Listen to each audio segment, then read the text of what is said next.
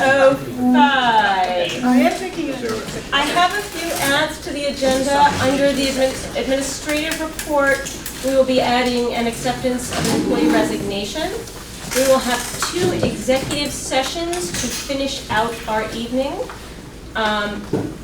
We are going to add a vote on inclusion of pride flags, and I think I'll stick that under the Diversity and Equity Committee report. And we are moving up so that Robert Clark can leave a little bit earlier. We're going to move up discussion.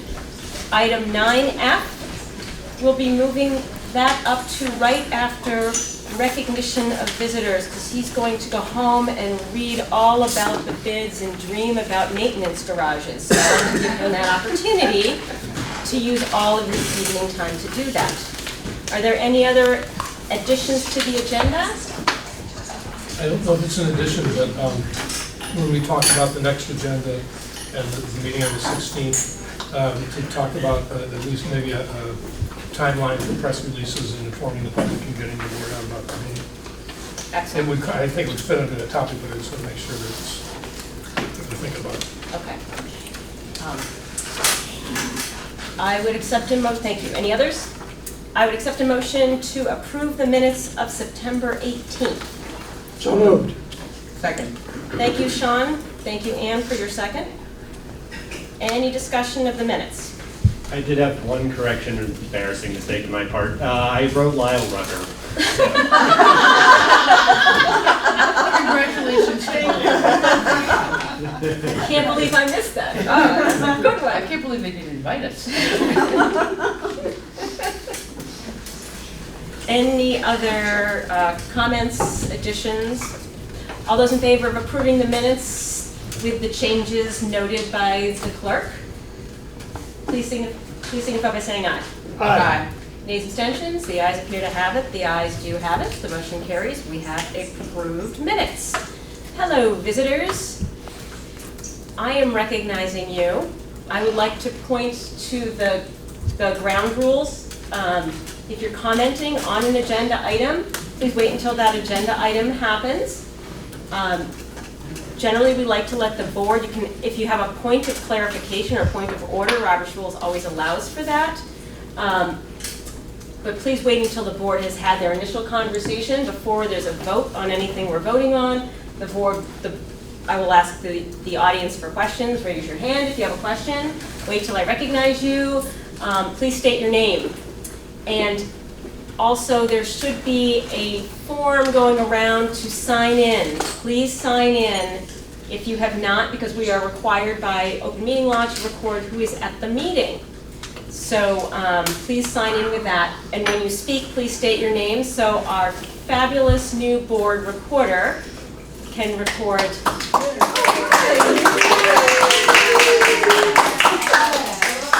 Thank you. You're welcome. This is an excellent hire. We are thrilled to have a recorder. There's a lot of work here for 8 people, so to have Tim's mind on taking notes has been an additional weighted bat in terms of trying to, like my sports analogy, sports team is gone.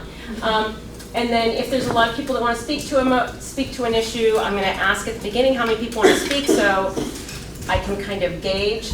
We don't have a huge crowd tonight, so I think I don't need to at the very beginning say how many people want to speak to something, but please be thoughtful about your comments and try to be concise, because by 9:30 nobody is listening particularly anyway, and you're allowed to speak if you are a resident, if you're a student or a staff member. If you are not, you can ask for permission. I can ask the board if it's okay if you comment if you're not a resident in the district or otherwise. Yes, Jody. Sorry. Jody Normando, Dummerston. I just have a question. Mm-hmm. When we were the transition board before, we talked about it would be really good, because the finance meets just before this meeting, to have BCTV set up, do the finance meeting, and go on to the regular meeting. I think because the finance tends to take on things that need to be public, I think it would be an excellent idea to add, I don't know how much extra it would cost, I'll pay for a month, to add this to the BCTV, the Finance Committee. So I could take that up maybe at the end under other business, under unfinished business, and we could have a little board discussion about that. And I could see if the board will authorize me to contact BCTV and find out how much that would be. We'll see how it goes up until then, otherwise I'll put it on a future agenda. And when you got that she's willing to pay for one, you got that? I wrote that down verbatim. Excellent. I will, for the extra, not the whole thing. Okay, Sean, did you have something? Well, yeah, it's on Jody's comment, and that is, it's the first meeting, we will have the finance meeting prior to the regular board meeting, but that's the only, we won't do that on the second meeting. And then we will have a finance meeting once budget development starts, but that will be in the morning, and it will probably be in central office, so. Okay, thanks. Thank you, Sean, for the clarification on that. Communications, I sent around, I believe, 11 communications, We don't- surprise, surprise, all in the field on 2 different emails. Anybody have any other communications? I'm not sure this really falls under communications exactly, but you had asked about whether there's any word about leadership councils, and I noticed that our Palantir, the PCS principal, had posted something about it yesterday. I took screenshots, but haven't sent it out yet. Okay, so that's gone out now. Excellent. I realize I did not forward it to the board, and I will, because it came under Vermont Business Agricultural Center. It didn't come under Familari, so then I couldn't find it. Now I know I couldn't find it. I have contacted Hillary Familari, as the board directed me to do, and she is speaking with the family about it, and so it's unlikely there's going to be an immediate motion, I would say, just based on that letter. But I thanked her and asked her if she would let us know as soon as possible, and she's mentioned that she's also in contact with Mr. Steve Perrin, principal of BUHS. So, but you know, maybe we're the squeaky wheels. So I will forward that to the board after this meeting. My apologies that I did not do that. Moving on to committee so everybody else is good with communications, yes? I didn't miss anybody? I should also say we're down, Kelly Young had a dental emergency, so she's not with us, and Emily had a work thing, so we're down 2 people, so we still have a quorum. What happened to 5? We still have a quorum. Okay. Okay, I also have an announcement. I have the UHS plague and may just pack up and leave at any moment. It's not editorial. I just feel terrible. So moving on to committee reports. Sean, do you want to do a quick report out on our meeting earlier, or? Sure, Wiped out. I can do that. We actually, the Finance Committee met starting at 4 prior to this meeting, and there were a number of items. There was quite a bit of public discussion about the RFP, RFQ, and actually we did some things within the Finance Committee to clarify everything. And we passed the warrants, and we also discussed the maintenance garage, which is on this under new business under F. But we just moved it up and I missed it, so we're going to talk about it Yeah. under your committee Perfect. report. Perfect. So, yeah, that's about it. I mean, I could go into more detail on the Finance Committee, but I think that there's no point really. Fair enough. Would you like to present about the board approval and discuss a little bit about the maintenance garage, or pass it on a friend about that, either way? But Yeah, it's a I good could. time to talk about it now and get a vote from the board. Yeah. Of course, I buried those notes, but what has happened is the UHS District 6 was very interested in having a maintenance garage built. Probably at least 5 years ago. Robert could probably speak more accurately to the timeline. So it's gone through many different phases, and we're actually at the point at this time that there's, the RFP has gone out. So anyway, the Finance Committee did approve that this board also approve moving forward with the maintenance garage. And I'll turn it over to either Frank or Robert to give clarifications on the building and so forth. So if I could just give you a quick context, BUHS board approved this project back in 2017. We went through the public vote as part of the capital plan, which funded it. It was intended to be completed in fiscal year 19, this past June, but based on long-term facility planning and a number of considerations through that process, the project was not completed in terms of permitting and the final RFP until end of June, and then the bid timeline brought us to sealed bid opening in August, and then value engineering of analysis of the 6 bidders that submitted proposal. And Robert has completed the analysis of the bidders' compliance with our specification, and has recommended, and as the Finance Committee approved, a recommendation to the board to award the maintenance garage bid to the low bidder, All Seasons Construction, $398,800. So that's our results of the Finance Committee discussion, and a request for a motion.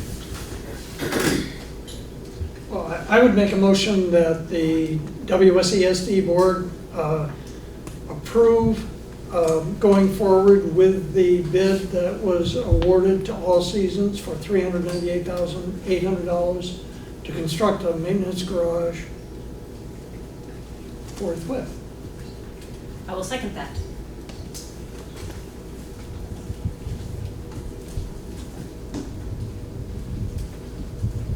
Any questions, any discussion? All those in favor of approval of the motion to award the contract to All Seasons Construction in the amount of $398,800, please signify by saying aye. Aye. Nays, abstentions? The ayes appear to have it, the ayes do have it, the motion passes. If I could just, Of course. it's kind of cool watching Robert Clerk in action and how he, compartmentalizes problems, contacts people, solves problems in conjunction with Frank, and comes up with a solution, and they're always saving. So, it's quite evident on this campus that energy efficiency, care of equipment, all those things are up front and center all the time. And so these are the two guys that do it. Thank you.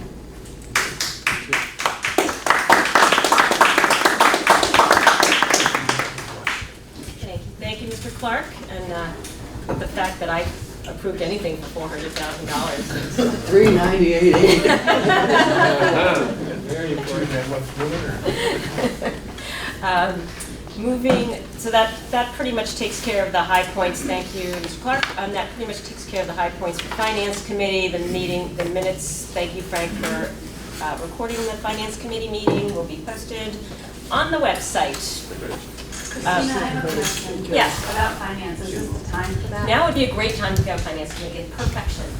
I can't attend 4 o'clock meetings, and so I was really curious. I'm Jamie Comtois from Putney, and I was really curious about the resolution because I was really alarmed that I saw some information on the agenda that looked like RFP and RFQ stuff was going to be discussed, and so I wondered, I didn't hear any update on that discussion, and because I don't think those meetings are documented via BCTV, I just wonder if there's an overview of why that happened and maybe what the implications are. I would be happy to do that, I or you could do that. Yeah. Thank you for the question. I was the one that actually put those 2 items on the Finance Subcommittee agenda. And the reason for it was that it's such a long-term process. There's been so much discussion. We had the meeting on June 12th, which is a public meeting, in which there was an affirmative vote to borrow, if necessary, to make changes to Natowich Field. Our administrators have been working long and hard on developing how we go forward. So it was on the agenda of the Finance Committee, and I think it's very important to realize that what is discussed at the Finance Committee is, it stays on the Finance Committee, it's within the Finance Committee purview. It doesn't really have anything to do with this full board, and then the Finance Committee would bring a recommendation to the full board of what they think should happen. And in actual fact, there were a lot of people of the public here tonight who expressed similar views to what you just expressed. And so what we did is we tabled those 2 agenda items on the Finance Committee, and then in other on the Finance Committee. So it was approximately 5:30 or 5:25. We discussed and got a report on the RFP and on the RFQ. The RFQ is first, RFP is second. And we discussed it at the board level. There was no motion made, so, but we do have more information, and the administrators spoke to the public's concern and the board questions. So it was expressed by some members of the public that it was an obfuscation of the democratic process on my part. So I take that with a grain of salt, but I hear what was said, and you just reiterated that. So I don't really feel as if it was, but I'm sorry that if that was the appearance. Thank you, Sean. I'll also add that I think we as a board talked about, we're all getting used to each other's styles, and that's, we're a whole new thrown together thing, and so we just, language and sort of being a little more crisp on how things appear in agendas is going to be very helpful in the future. And I was sick as a dog. I'm like, what's this? And I could have maybe been more on top of it and said, wait a minute, people are concerned, and worked a little bit more to say this was a discussion. We tabled those motions. We talked about the process so that because finance is responsible for buildings and grounds, so we talked about the process. They brought a document that was an RFP that they were considering, but it's just like an example. It's not the test. It's like your SAT problem, a practice problem. And so there is a document that we looked at that is just an example of what an RFP could look like, and that RFP could end up being for natural grass, for synthetic turf, for cork. This was just an initial look so that the board could, so that the Buildings and Grounds Committee could get a first view of what this process is going to look like down in the dirt, trying to get through a whole, because a bid process for an over $500,000 project, if it ends up being an over $500,000 project, is a completely different thing than what most of us have ever done. So that's how we used that time, and there was no recommendation or approval made at the committee level.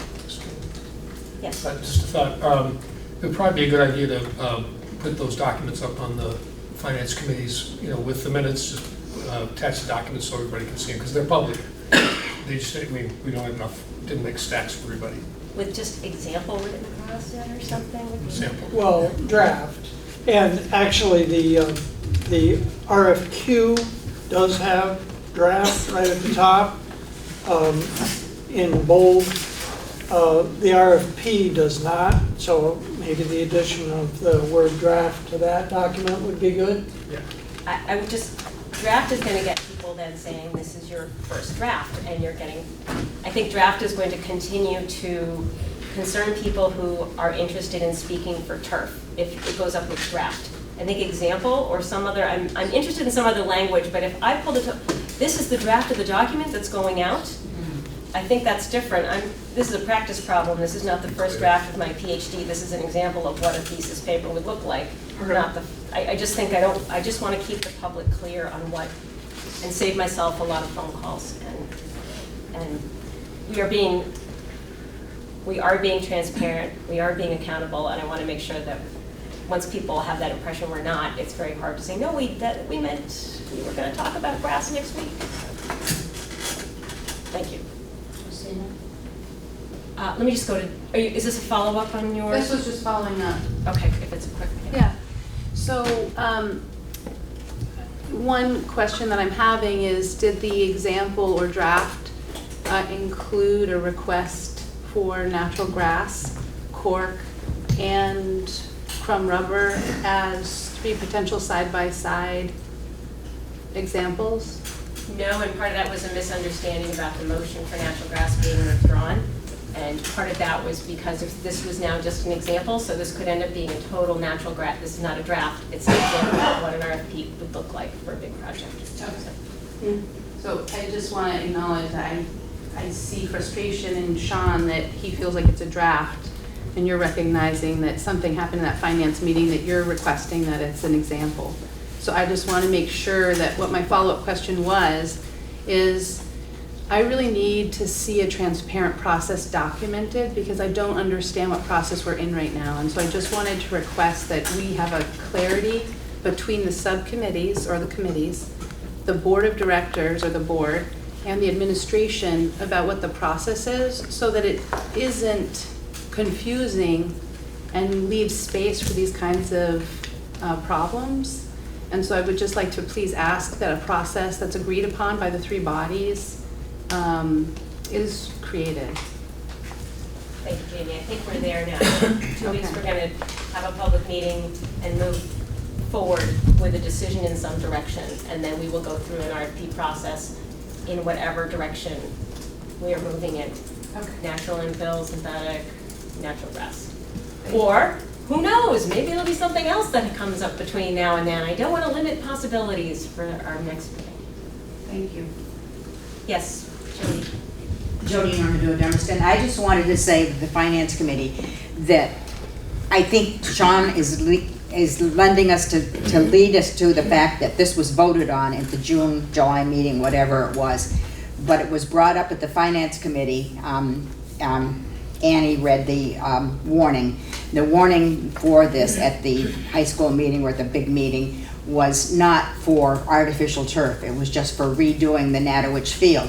So Christina made a very good case about the fact that a lot of people would have read that and thought, oh, well, they're just going to talk about the field. They didn't. They're not going to talk about artificial turf and vote on that. So Christina thought a lot of people might have stayed away, would have come, who are interested in the environment, who didn't come. So I just want to make that clear, because it keeps coming up over and over again that it's been voted on. This is a new board. It really hasn't been voted on and decided on what's going to happen. Thank you.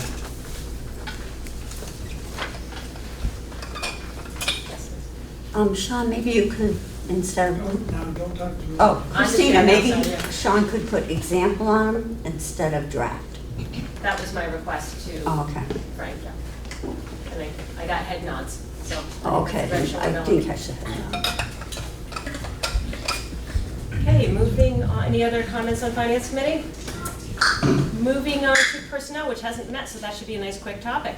I don't believe they've met. I don't see minutes. Personnel has not met.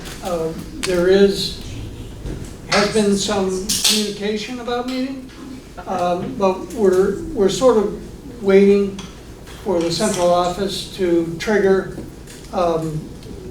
when the best time for personnel to meet would be, Okay. and then we will go forward. So there definitely has been communication among the members. For some reason, I'm kind of the point person. I didn't realize that. So anyway, I've written emails to everybody. Thank you, Sean, for starting that. Yes. So we will need a meeting soon. The second round of what had in the past in the Brattleboro town, 1% is due in the beginning of October, and then we bring those to the to be approved. So that will, I believe that was part of personnel, was 1% negotiations. So there will be a need for. So that will have to happen sometime in October? October for sure. Yeah, what I had said in email is we probably do it in the first couple of weeks of October. Okay. So I'll get going back on that. I'll get, Lyle can give me direction and I'll follow it. Excellent. Okay, the Policy and Amendment Committee. We met last Friday. We have had some forward motion on our amendments. The attorney has contacted us since we met. It was Friday night. We got language that the attorney had passed through Donna Russo-Savage and Will Senning, who is the Director of Elections for the state of Vermont in the Jim Condos's office, the Secretary of State's. Thank you. Secretary of State's office. So the committee needs to meet again to kind of go through yet a couple different suggestions for language, and I have already heard from a committee member about some tweaks and thinking about that, so we need to meet sometime this week to go over that. But it's looking like we might be on target, possibly. I don't want to jinx it, to act on that at the next meeting as another small item that isn't controversial at all. The four amendments that we've been working on: school closure, grade operation change, leadership council, and the representation. We also had the fabulous Barb Nowakowski came down because suddenly we didn't have anything on fire in Policy and Amendment Committee. And I said, what are we supposed to do if nothing is on fire? And then I said, oh yes, we're supposed to review policies and see what needs to be done. So Barb reviewed the ongoing policy updating process and where it was kind of left off, and Lionel Holiday has done a great job in moving these policies forward. Some policies haven't been touched for many, many years. And so now we're putting them on a better rotation, so between Barb and Lyle, and now a policy committee that isn't dealing with fires every day. We have a plan to start looking at 3 to 5 mandatory policies each month, and one of them will be a policy that we can't change very much. 1 or 2 of them will be a policy we can't change very much. It's a state mandated policy, so those will go through very quickly. One will have a little bit of updating to do, and one will be very meaty, something like probably, I don't know, a dress code or something that will take a lot of public input. So we can get those in the process, and then we'll look at them we'll make a recommendation to the board, send out the documentation beforehand to the full board. We will meet with the board at a meeting so they can review the policy, give us their feedback. If it's good to go, we'll warn it for the next meeting because it's a 10-day warning period, so that way it's been on camera, the public has a chance to hear about it and then can come to the next meeting if they have concerns. So we can start that process that Lyle has been working on keeping us up to date. We have also created a mission statement that was in our minutes. I'll read quickly. To recommend and review establishment and adoption of equitable policies for all WSESD schools consistent with education law and educational best practices. So we're going to talk about mission statements along the way, but I'm just throwing out there as part of this. We are also planning to take on, I've noticed across the state, many boards have public participation policies, and we thought this would be a good idea to make it clear, and so that when I sit down every time and say this is the policy, and as boards change, people come in with a clear expectation, because we did spend a fair amount of time. It's especially difficult because different boards have different practices, and so how the public participates, make sure that we are following the rules and that it's very clear to the public and it's consistent through all of our meetings how public participation will happen. And the policy committee was very excited to go forward and do that. So that's one of our priorities over the next couple months, to work on that policy. I think that covers it. Anything else from my policy comrades? Okay. Moving on then, Climate Crisis Task Force. You skipped PPC. Oh, I'm sorry. It's okay. All those That's where I got up. there's so many Ps in a row. Personnel policy and programmatic, sorry. Programmatic and Performance Equity Committee. We met last week. Emily is not here today, and Kelly's not here, but Tim is, and Ted has anything to add. I'll just basically do the highlights of the minutes. We also developed a mission statement. I think we agreed that it's ready. We're ready to present it to the board for approval. We started doing a data drive, basically talking to people in the district that are responsible for tracking things and keeping data. And Emily set up meetings with 4 people so far. And if there are more, there probably are more, with more to come. We met with the special ed people, Marissa and Shelley, and we also met with Bryn Tucker and Mark Spino at Green Street, and they're really well, I'm not sure what the right word is, but I guess in admiration of Emily for her insight about let's talk to all these people and find out what we've got before we start talking about what we want to do. And it's just, I think, what we've learned and the information and the depth of understanding so far. We've only talked to maybe half the people. It's really amazing what's going on in the district, and how, as a former teacher, not having been in the classroom in 15 or more years, it's just unbelievably different. Anyway, Brian Bittner is coming to the next meeting, which is next Wednesday, October 9th at 7 p.m. in the library community room. We talked about IPs and what data might be able to be aggregated. We talked about 173. I'm sure we'll all be talking about 173 many times this year, the new special ed law. How can we track the effects of it? It was the primary question I think we had. We developed some questions for the data coach, for the data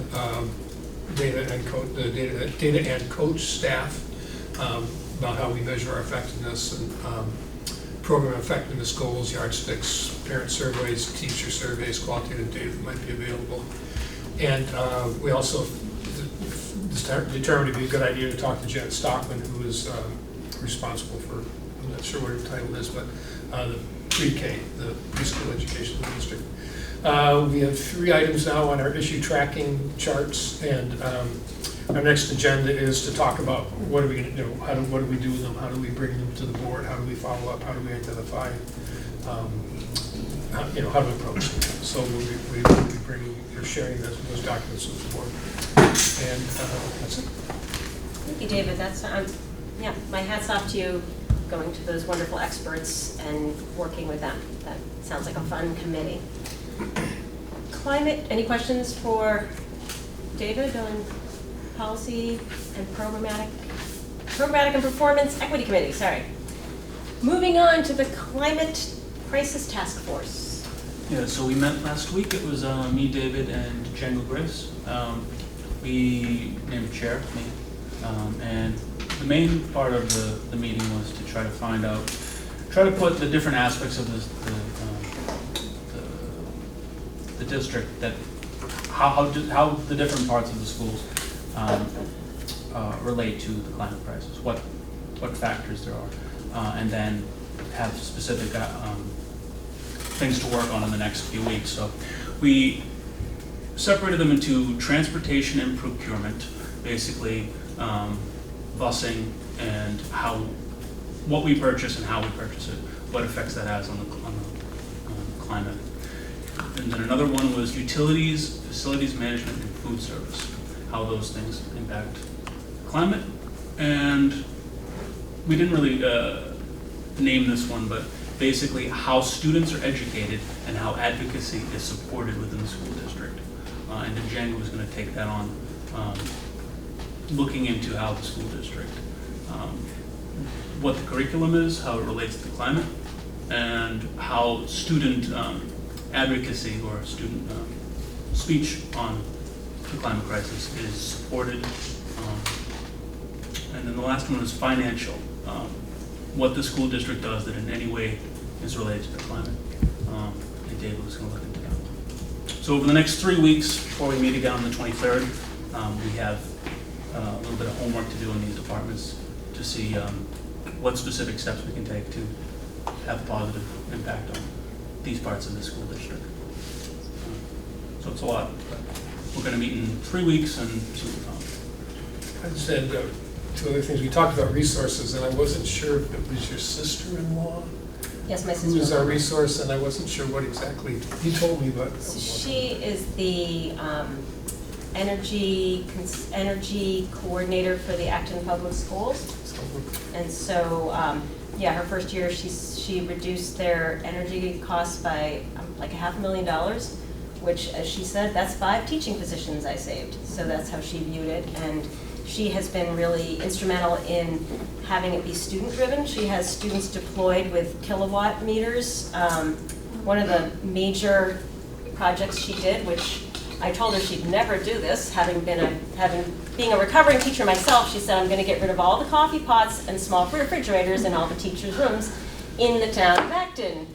And I said, it will never happen. And she did, and the students made it happen. So I did say, if you want to make this happen, don't you do it. You will have a target on your back. Get the kids to do it, get some middle schoolers to do it, and sure enough, and they, when presented at the LEAD conference in Washington, D.C. a couple of years ago, she was nationally recognized for this very student-driven. So it's a nice model that I know she was happy to spread the word of joy of things that can be done in school systems. So I will give you her contact information, and I've already warned her. So The other thing is that Django Grace had mentioned something I'd never heard of, a search engine called Ecosia, E-C-O-S-I-A. And they use their profits to support the planting of trees around the world.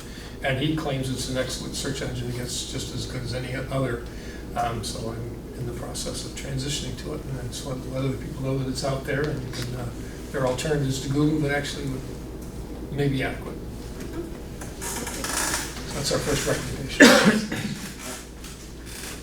So there's a lot of interfacing, I would imagine, with as with many of our committees. Like I think Buildings and Grounds could think, Finance and Buildings and Grounds could think about sometimes having joint meetings, and as well as personnel. Curriculum generally falls under personnel and curriculum, so it'd be interesting as this moves forward to think about ways that we can kind of work together on projects, because the climate crisis interfaces with many different things that we're working on. Policy, we talked about, I asked a question in finance, is there a policy about teachers and how transportation, are they encouraged to ride share? And Frank shared with us, actually, that they're asked if this is the most economical.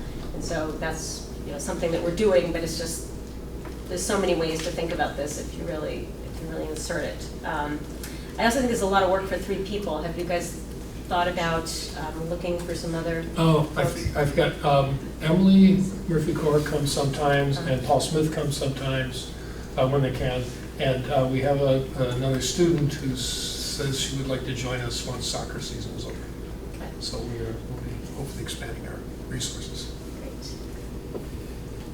Jamie, did you have a? I'm proud of us. I'm proud of you all for listening to the public at the June 25th meeting. I'm proud of the work you're doing.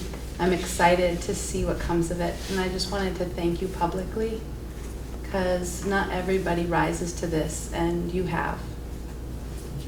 Thank you, Jamie. Any other thoughts, comments? Thank you, Thomas, for taking that on, and David as well.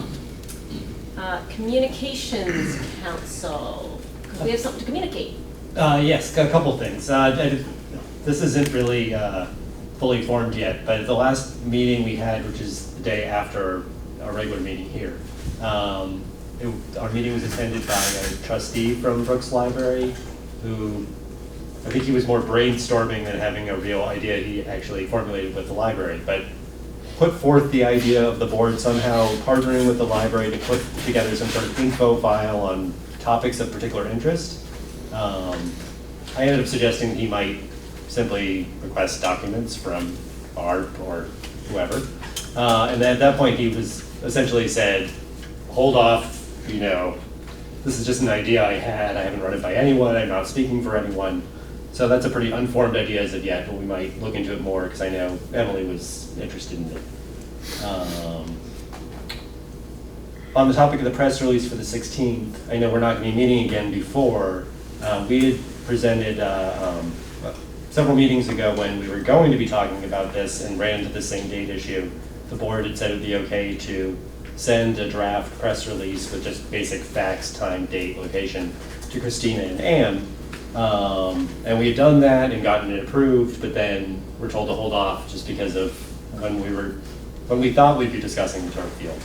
Obviously now we have a date, and so we would suggest that perhaps it could be edited and sent to Ann and Christina again, just for changing the dates. If that's okay with people. Also, we were working on a mission statement, but we still need to work on it, so we're not quite ready for that yet. It's not ready for prime time. And we are, I think, going to be planning another meeting, but not tomorrow because Emily's away, and perhaps next week. Thank you. Is there a schedule? Is there a schedule for once Ann and Christina look at it and you get the language? Is there a schedule for when it's going to be sent out or where it's going to go? And has the committee put all that together? I think when we discussed it, I don't know if you have anything. When we discussed it last, I think we talked about the commons and the reformer. Don't recall we had other ones. Yeah, the radio stations do public service announcements too, and they'll actually talk to people. I don't know if you want to contact them, or if we want you to contact them and see if board members want to go along and talk about it.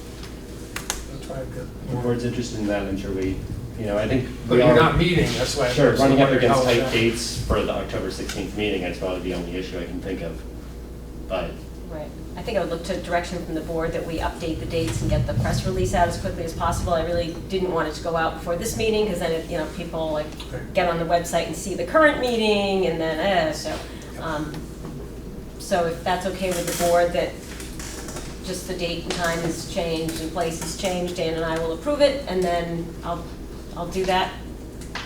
I'll give you a 4-hour turnaround time, I pledge to you. that sounds good. It sounds good to everyone else. And I just recommend, as far as radio stations, WVW, maybe give them a press release, they'll probably do a good amount of reading. Are people on the board comfortable with the addition of the radio station thing, or is More than merrier. Yeah. I think it's fine, yeah. okay?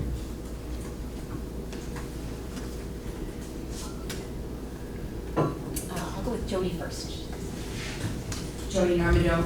I may have missed it because I can't hear you all back here, a lot of you. When is it's October 16th?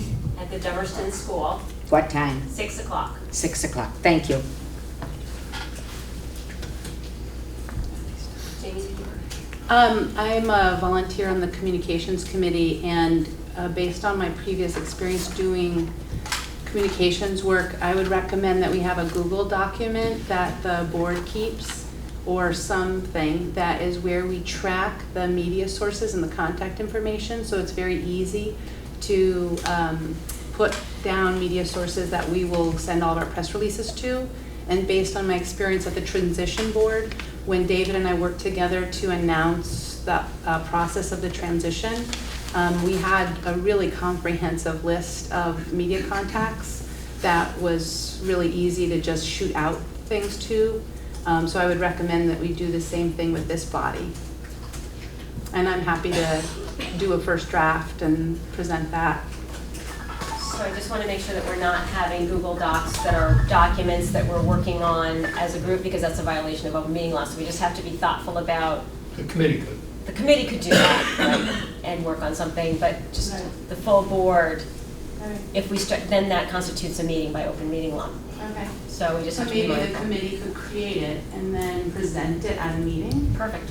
You can send it out to the board for review, and then we can discuss it in an open meeting Okay. as well. Okay. But for this press release, do you still have that?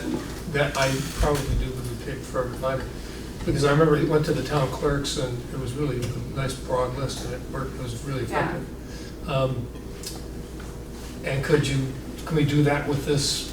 Any reason not to do that? I mean, is that what's gonna happen? Because I'm just, I know you're not meeting. I'm with happy that, to so- make that happen. I assume that we would just do that again. The other thing that I remember is missing is letterhead for this body, so how do we get letterhead for this body? Or, actually, I think the first thing is to send it to Barb, because she gets it out to just Okay. about everybody Okay, to begin so with. maybe that's the process then. Does Barb already have the list then? Barb has a list that includes all the schools, all the town clerks. I would not think that the radio stations would be on there, or Okay. probably not. Brattleboro, Putney has a thing. So those would need to be Should I sent. give those to her then? Yep, Okay. that's fine. Because she would mount it to letterhead and then she would send it out. Okay, good. That's a good process. Glad you asked that question. I completely forgot that because it was so okay, long yeah. ago. Good, thank you. Great, thank you. Okay. Excellent.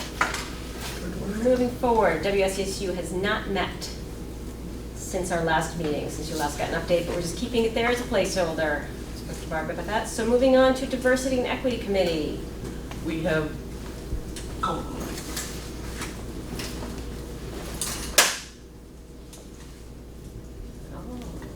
The recruiter is ready to parent. okay, better. We have not met since our last board meeting. We're meeting on Thursday, October 17th at 3:45 at, is it Oak Grove? Oak Grove. Yeah. Just ahead of Attorney General, I need to go home. DJ Donovan's forum of hate-free Vermont. That is going on, and please feel free to spread the word about that forum to anyone you wish to. However, at our last meeting, we discussed placing flags in individual schools, and we couldn't move on it because we had nothing to offer. I have a motion that I'm pulling out of my head because I can't find the document. I'd like to move that this board direct the principals of each school in our district to obtain and display a flag commonly known as the Philadelphia Pride flag. They may display it on walls or on a flagpole, but it must be displayed in a place most likely for many people who come into the school to see the flag. It may not be removed except for cleaning or maintenance. Without direct permission of this board, it may not be visually obscured. We wish to place this to express our support for our students, staff, and families from the LGBTQIA community, as well as minority communities who are present in our district. That's everything. That's quite a motion. Is there a second on the motion to place the Philadelphia Pride flag in a place of prominence in a school where visitors are likely to see it, that may not be removed or obscured without the permission of the WSESD board, Except for cleaning or maintenance. except for cleaning or maintenance? So I'll take Thomas's second, I heard that first. Okay. Any discussion on the motion from the board? Any comment from the public or administration? Yes. Is it going to be in school or in a, so that people coming in can see it, or is it going to be displayed so the public can see it too? It will be in the school so that our families and visitors and students can see it. It is specifically an expression of support from this board and therefore from this district.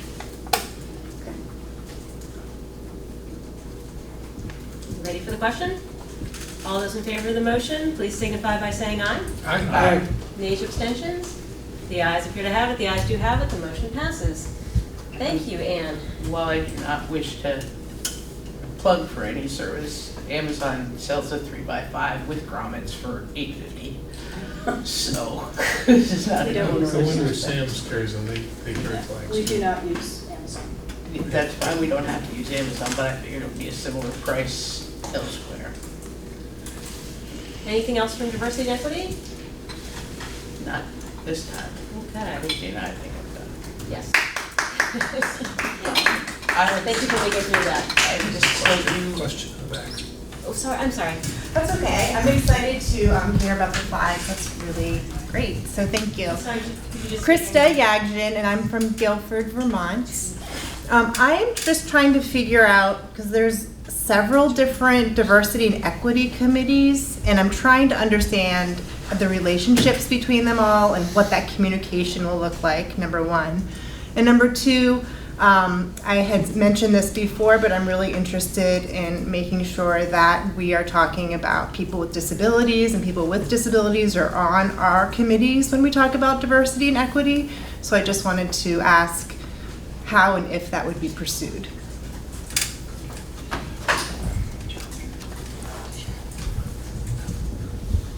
The Bluetooth device is ready to pair. Sorry about that. Yeah, you can put your cell phone on it, use it as a karaoke machine. That's its real purpose in life. What are you gonna sing? On the other hand, Dave, I'll sing if you make me mad.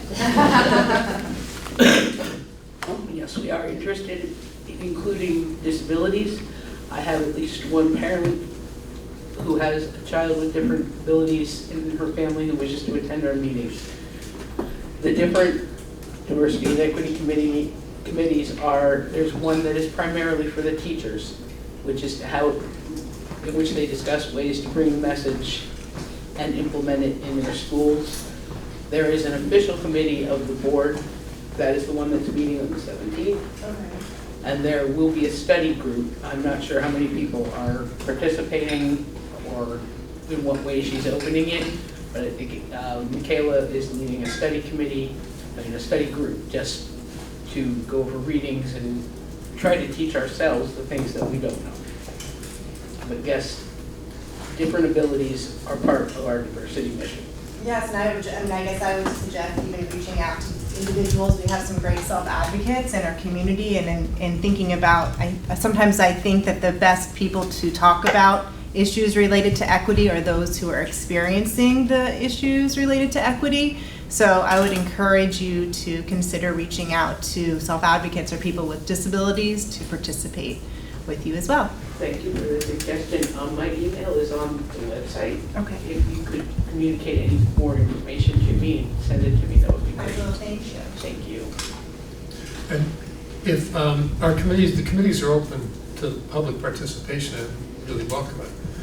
So if you or any of those advocates or anybody else that you know might want to participate in the committee and help us with this work, they are welcome. Awesome, Thank you. Just as a small point of clarification though, if it's called a committee, it's a subcommittee of the board, so in order to have recommending power, people would be there on an informative basis, right, like we would be taking information here. So just, that's a legal requirement of us. If you're a committee of the board, the voting members of a committee have to have been empowered by the voters of the WSESD district. So I just want to make it clear that maybe that's why we all voted on the, I'm sorry. No, go ahead. Yes, That's why we please. all voted on the flag instead of having the committee just do it. And I just will also, just as one point, the Programmatic and Performance Equity Committee is really looking at the different schools and the programming throughout the district in terms of, oh, this school has pre-K. That's really a committee that's been created because of the merger, and different schools have done things different ways. So it's really not, I think, in the diversity equity, but just, it's using the same word, but it's a different committee that's not really based. We have an equity committee that's looking at marginalized communities, and then a committee that's looking at equity between the schools. If a school has 15 sports and a school has 2 and they serve the same grades, looking at those things. Well, I guess my clarification would be that we have segregated programs for students with disabilities and programs, so students who have significant disabilities, like my own child, couldn't attend his home school because of being told that there weren't resources there. So to me, that falls under both committees. It's a little bit problematic because special education is under the purview of the Wyndham Southeast Supervisory Union, and so those programs are managed through the WSESU. So our mission is to look at the programmatic equity and performance equity of the schools and programs of which we have fiscal responsibility for. We do not have fiscal responsibility for special education programs, so we can, it would really be with the WSESU. I didn't get your name. Did you say? Krista, yeah. We've shared emails, yeah, great, thanks. Okay, we gotta find a different word than equity, because it's used too much and we've used for different Get things. rid of inequity and we don't have to worry about it. That's a good idea. Moving, I'm sorry, Dan. Moving on, I'm planning to kick off, so I just sent you the minutes from the Regional Advisory Board meeting. Oh, okay. I sent you an email. Great, I will. And on my way out, I'd like to compliment Nancy Weiss for her performance at that meeting and for the way she seems to be formulating a vision for the Career Center that could keep it viable and meeting the needs of our students and our communities. So thanks, Nancy. Thanks for taking up what we desperately needed you. And thanks for acting like a real director instead of some sort of substitute. Thank you. Very nice, well said, Ann. Well said with your last few words, you'll probably say to them. Microphone at 46.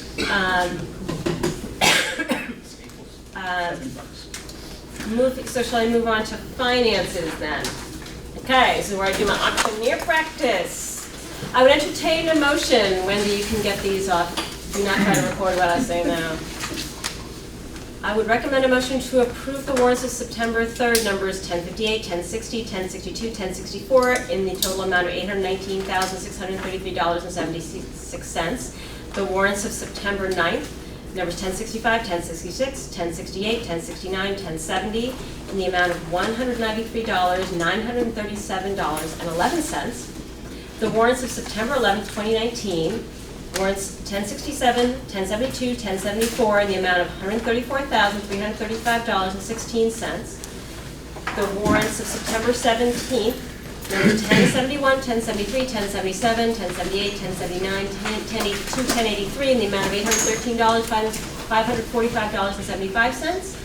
And the warrants of September 23rd, 2019, numbers 1084, 1086, 1087, 1089, 1090, 1091, 1092, in the amount of $113,587.80, and the payroll authorizations for August 30th in the amount of $1,016,615.86, and the payroll warrants of September 13th, 2019 in the amount of $1,257,472.22. Is there a motion? So moved. Is there a second? Second. Thank you, Sean. Thank you, David, for the motion. Thank you for the second, Sean. Any discussion? The Finance Committee reviewed these in the previous meeting and had any questions, large and small, answered by our administrative team. Any further discussions? All those in favor of the warrants, please signify by saying aye. Aye. Nays and abstentions? The ayes appear to have it. The ayes have it. Wow, I've never approved that much money in that small amount of time. Woo! The motion carries. Moving on to the administrative update, where I believe we will be accepting a resignation, and then we will have a tour of the BAM's facility, I believe. Yes. That's correct. Great. So a couple of things. A group of administrators have met with local first responders just to ensure that our school safety plans are updated and in line. And the outlying town principals will be doing that as well soon. A group of students has met with Steve Perrin, talking about moving to silverware and away from plastic. So that is underway. The student group will be probably at some point coming to you with some sort of proposals, but that's down the road a bit. Before our next meeting on October 15th, we're having our grade level meetings. We used to do them each grade a separate day.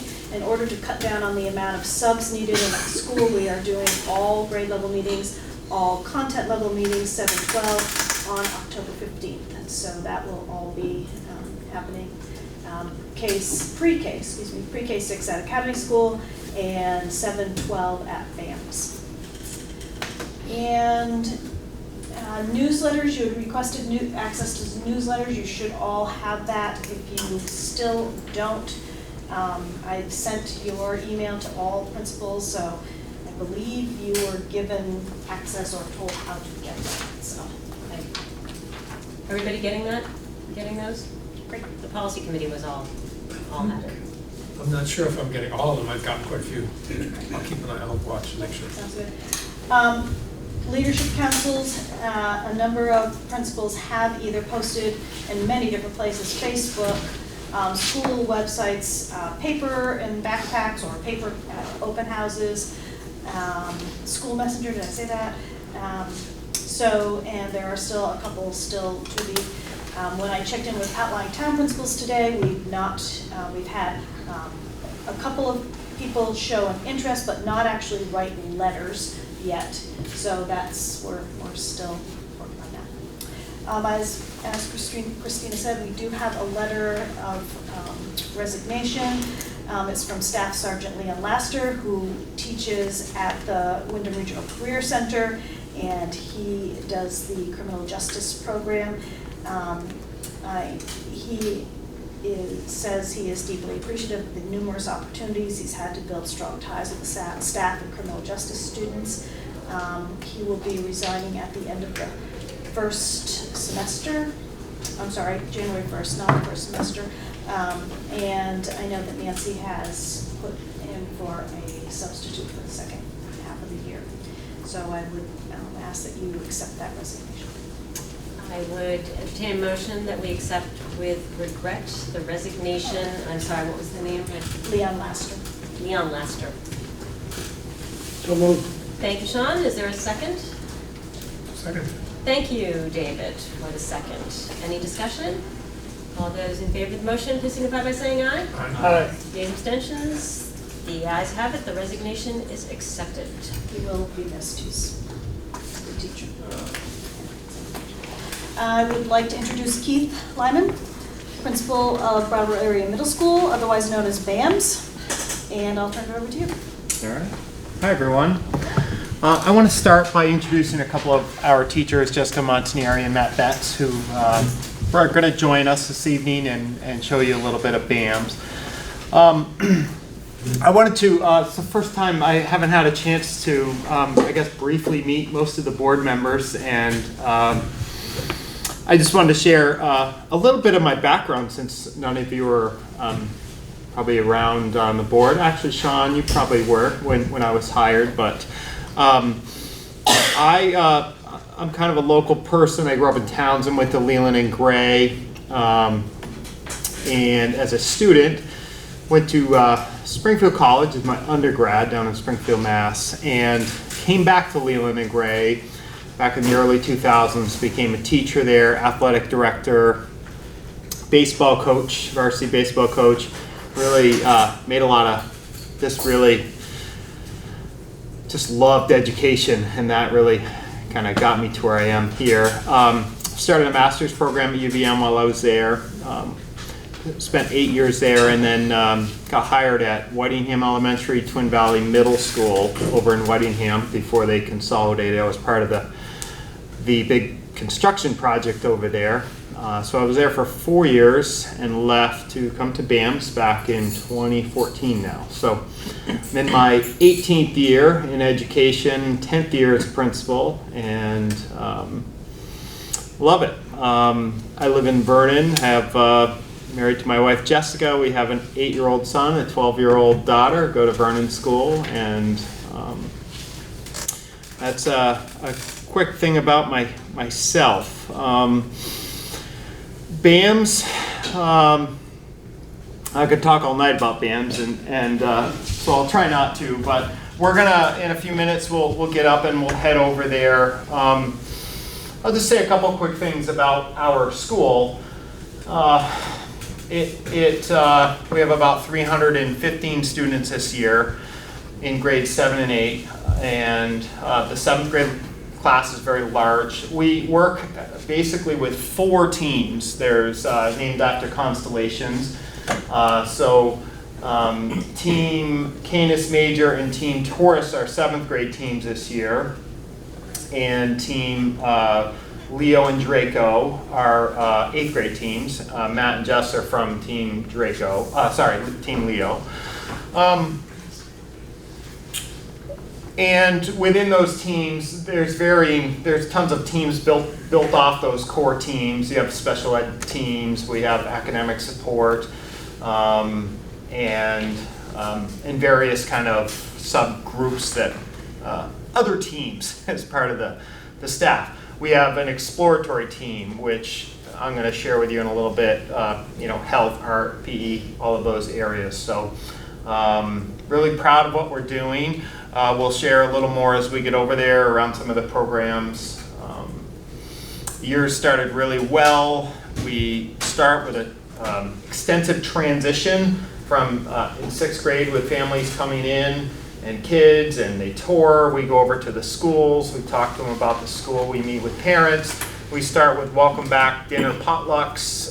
We just did those in August and September, where the teams do fun games and show off the programs with each of those 4 teams.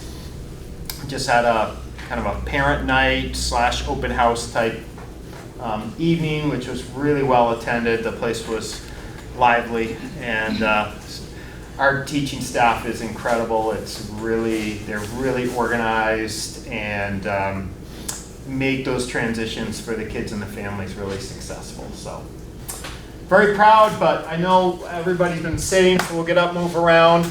Originally it was light out. I was thinking we'll walk outdoors. It's beautiful outside. Do people have a preference on going through the high school or outside? Outside's great. Yeah, we can walk and I can show you the front entrance, sure. So anybody here is welcome.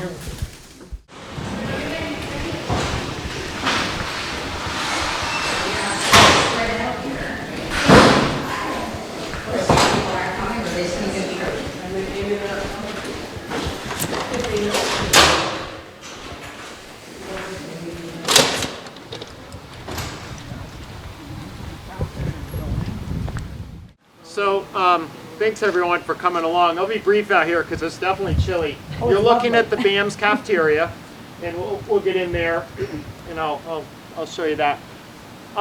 2 buses over there. Those are both BAM's buses. They're critical to what we do.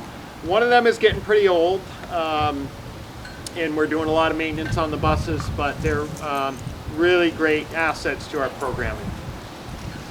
What do you do with buses? Well, the question was, what do we do with the buses? We use them for a lot for our Beams after school program. We use them for a lot of curricular activities, so small field trips, our peak program. Some teams once in a while use the buses. Field trips, we'll sometimes transport smaller groups over to various things in town. We use them a fair amount. What am I missing? Am I missing anything obvious? No, Beams. Yeah. That's the big one. Beams. Yeah. They use them. Yep. Our buses for Brattleboro the high school and the middle school drop off right in this loop here. It's a one-way loop. If you come out here at 3:30, this whole area is packed with kids. Thank you. And this is the drop-off loop for parents. That gets busy in the mornings and the afternoons as well.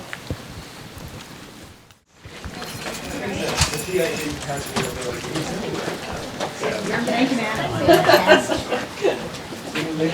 Thank you.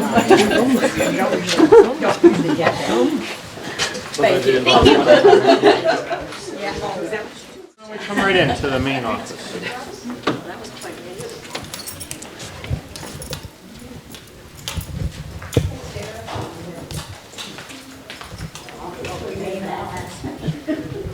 Sent to the principal's office. That's what everybody thinks. Sounds like you recognize being sent to the principal's office, Amanda. You've been there before.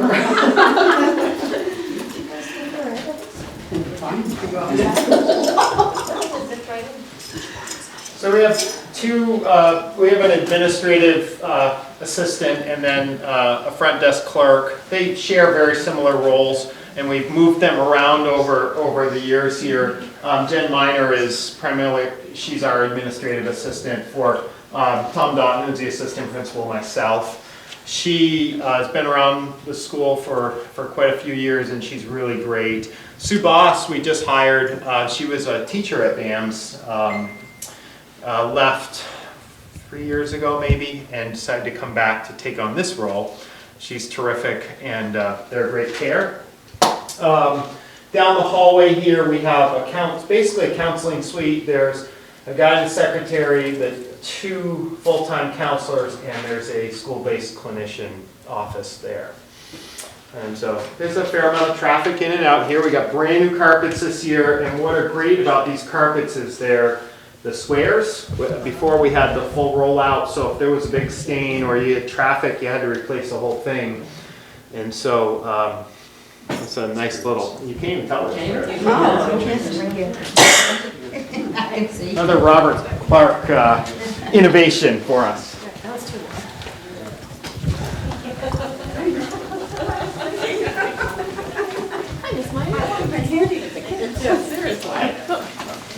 How's the game?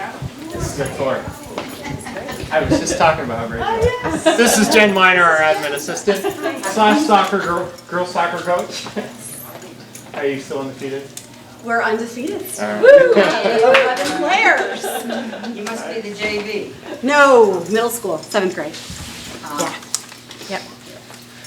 Yep. So the building basically goes in a rectangle. The downstairs is primarily exploratories, main office, multi-purpose room, gym, and upstairs are all our core classroom programs. So I'm going to show you the downstairs here, and then Matt and Jess are going to kind of take over and share a little more about the core programming. Do you know how to flip on the lights in there? We'll start this way.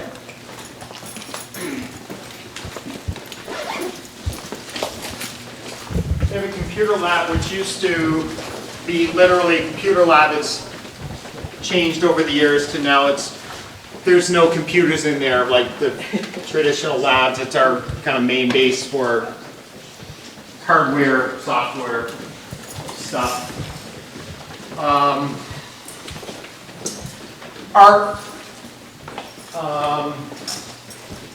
want to show you the BEAMS classroom here.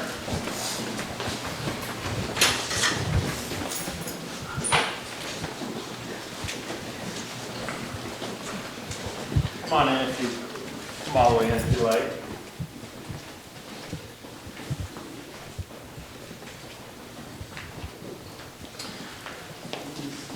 BEAMS stands for, I hope I'm going to say this right, Brattleboro Enrichment Activities for Middle Schoolers. And it's a 21C grant. Primarily, it's funded partially through our regular budget and then partially through the federal grant. And we've been pretty fortunate to we just got renewed for a second 5-year grant about a year ago. And that was a big deal because it's a pretty competitive grant. It's one of our strongest. I think it separates us from a lot of schools in the state in that the program has tremendous variety, a lot of student-driven activities. It's after school from 3:30 to 5:15 each day with bus transportation after. They can bus 2 different things, and the number of activities they do is all over the map. I mean, they do jewelry making, they've made things for the CHAD program up at Dartmouth, up in Lebanon, robotics. I mean, they're all woodworking, all kinds of different programs. And so this room became their dedicated room about a year ago. It used to be a wood shop, and if you'd walked in here a year ago, it was all wood tools that were pretty much not used, and it was a mess. And so the BEAMS program's really cleaned it up, and the maintenance people have done a lot of work to fix up the floors. We got rid of large lathes and things that were thousands of pounds, and have kind of moved it into a beautiful space. You can see the remnants of the system, the dust collection system. So this is this has been a big change over the last few years. It was a big deal. It was all 3 days. Your lady. Your lady. They should all be here.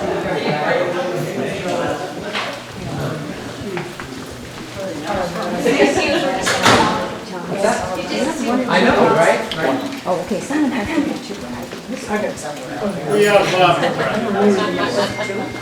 Actually, not ones that have to be converted. we offer Chinese. She's part-time. She also works in the elementary schools. That's through, how is that funded, Frank? That's primarily through the Freeman Foundation? Freeman Foundation is still. We have a transition room. I wanted to show you this room here because it's maker space. Most of you, if not all of you, have heard about maker space. So come on in.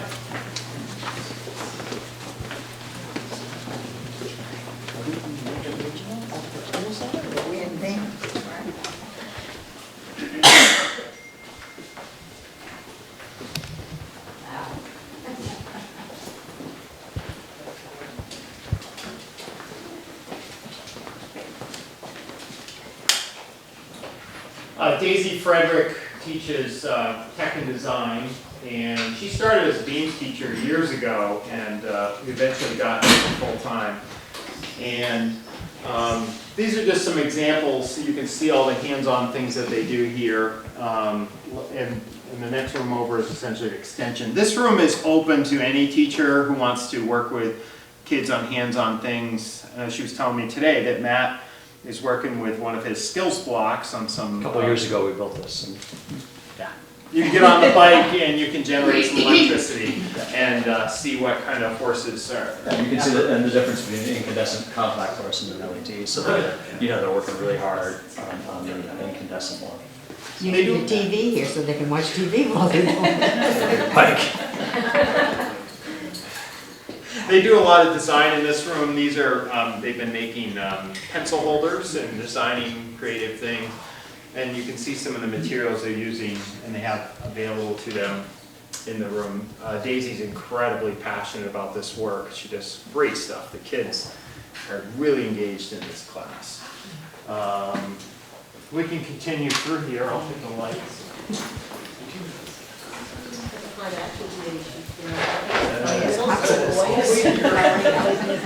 Lights and bicycles would be a good sustainability. Yeah, totally.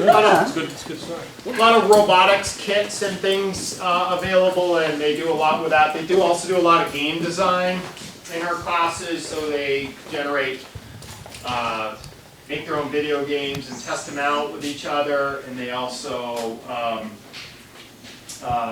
create. Lost my train of thought. But they, If you fall behind, you're locked out. the video game component. They design robotic things and then test them out in the hallways and a lot of cool things. She's right on top of it. We can keep moving here. Yeah.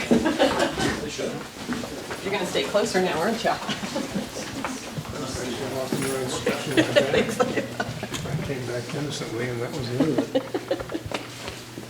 The gym.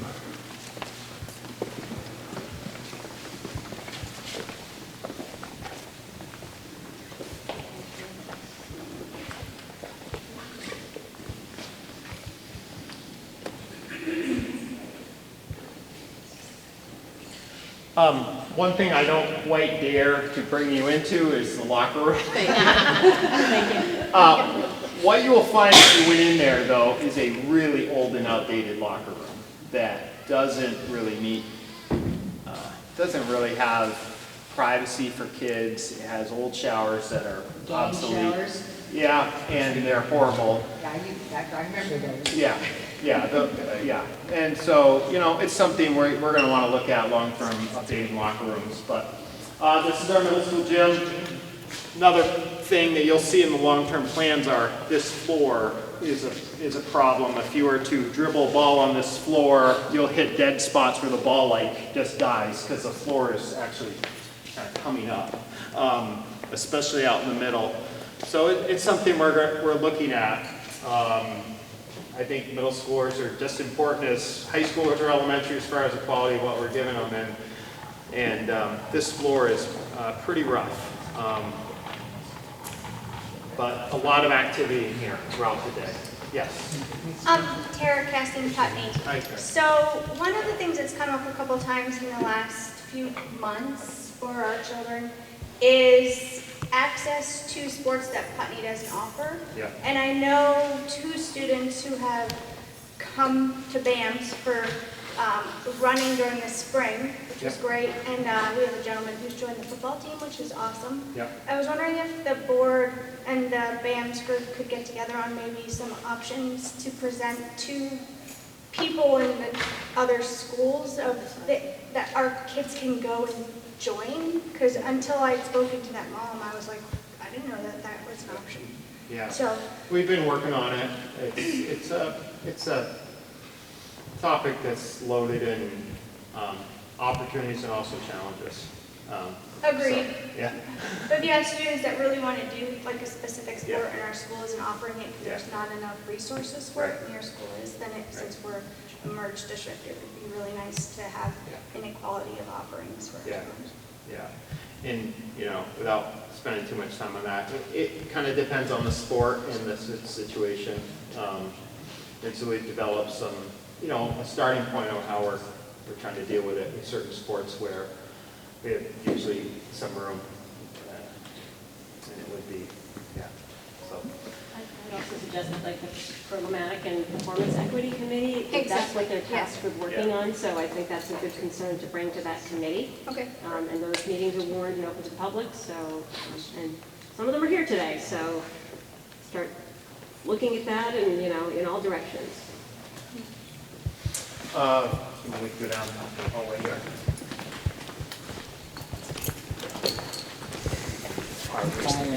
So you can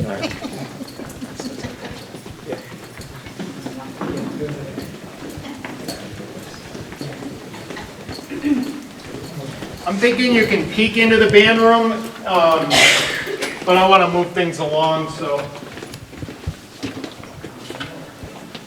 If the last person who comes by could flick the lights, that would be great.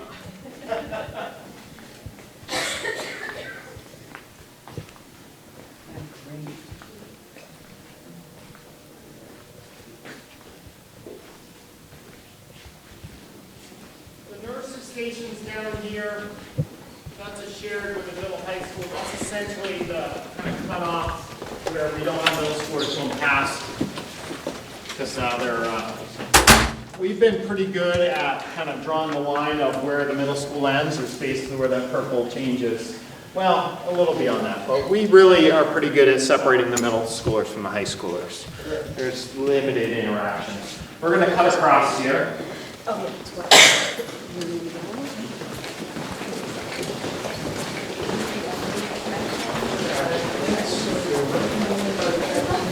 Is that the only hallway connection to the high school? No, the middle school actually shares the cafeteria.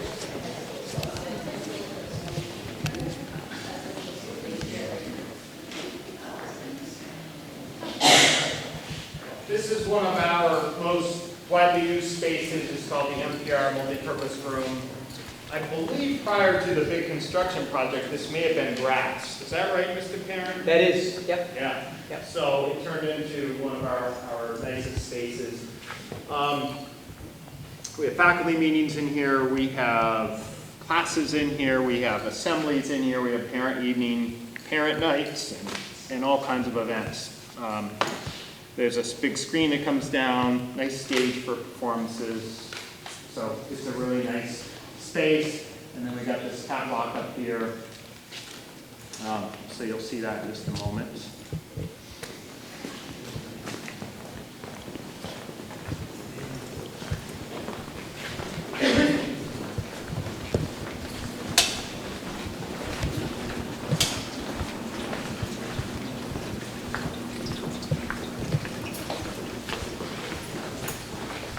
It's not 10 minutes, is it?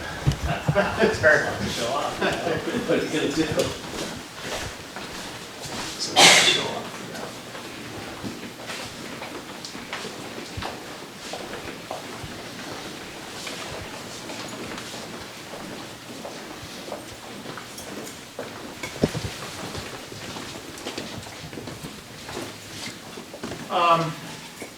Most of these classrooms, the first two are academic support classrooms. They're smaller classrooms, 8 to 10 students are pretty comfortable in there. Let's see, that room is the Peak room. Peak is a program that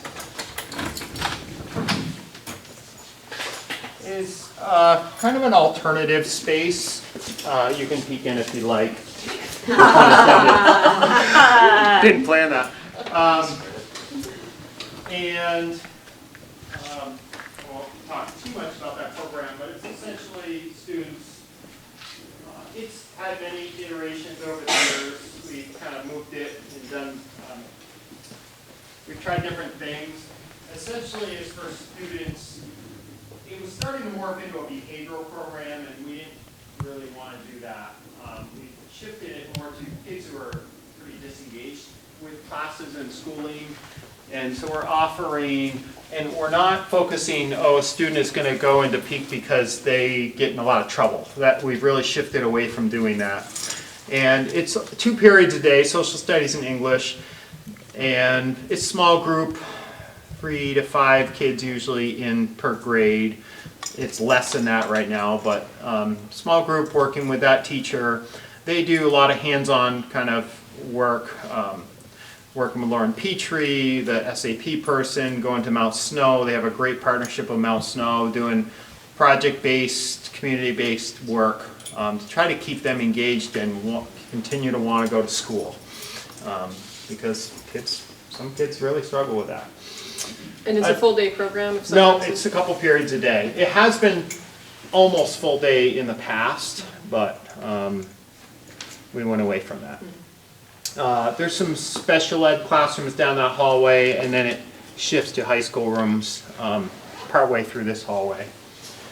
We'll continue on. We have basically kitchen, family and consumer science, classes, health, foods. So, you know, it's kind of your traditional, again, if you could flick off the light, the last person. All the chairs are up in most of these rooms. The teachers have the kids put them up, or the teachers put them up so the custodians can sweep and take care of things off and move around chairs. We're a language classroom. We do French, German, Spanish, Chinese at BAMS. Charlie speaks French, German, Chinese, and I think a few others, so you can peek at that room as you go through.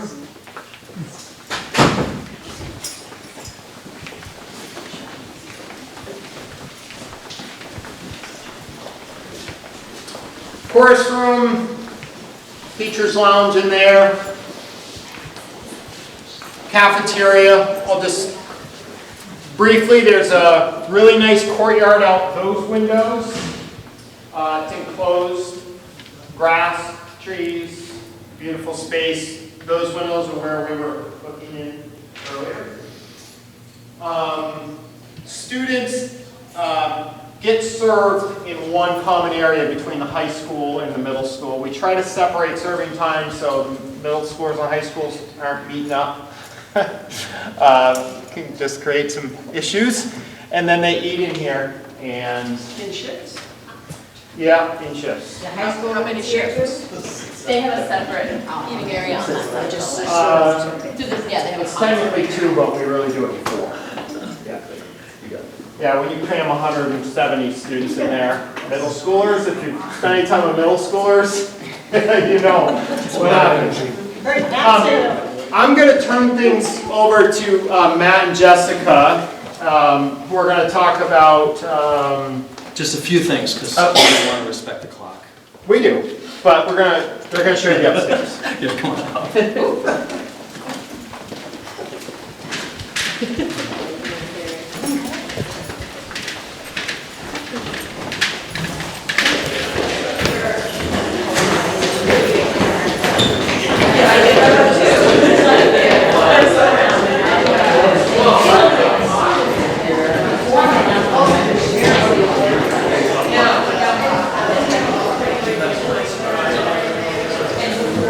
That lights sometimes. He's really passive. Awesome, but I'm gonna try. Alright, so this is my English language classroom. Get the lights going here, maybe. There we go. Come on in. Welcome. So one of the other components I wanted to talk with you folks about, Matt was talking a little bit about advisory. It folds into this big program that we really, really believe here at BAMS called Developmental Designs. It looks very similar to Responsive Classroom, but it's more modeled for a middle school. And it operates under the belief that students need 4 things to feel happy and accepted at school, and that's competency, autonomy, relationship, and fun. So part of that is the advisory. So every morning we get together, we kind of become a little family, and we also play a lot of games together. We'll meet up with other advisories. We have a whole team town meeting for each team, like twice a month, where we get to meet with administration, but then we also get to come together as a big group with like 75 of us or so, and we acknowledge students on team and say, hey, we saw you doing this the other week, it was incredible, we want to give you a pat on the back. And then we play a big game together. It usually looks like fishy, fishy cross my ocean, because no matter how old you get, I still love preschool games. Other things that means are some of the programs we have, like Take a Break, where it's teaching students how to self-regulate, and there are often times throughout the day where we either get a little excited or we get a little frazzled, and not every student's excellent at recognizing that within themselves yet, so we'll quietly go over and say, I need you to go take a break, and they'll quietly put themselves in the chair, and then they'll come back when they're good and ready. I put myself in the chair when I'm a little overwhelmed at the end of the day. I will happily admit that. The students have seen me in this chair a couple of times. But it's also good to kind of model that kind of behavior so kids see that I'm showing how to self-regulate. You'll get there someday too. But this is my classroom. We focus in the fall on kind of setting our expectations for the year. We're just finishing the Outsiders. And we are actually going to be moving into an interdisciplinary unit. We're looking at the Columbian Exchange and the ecological and economical effects on the world that it had.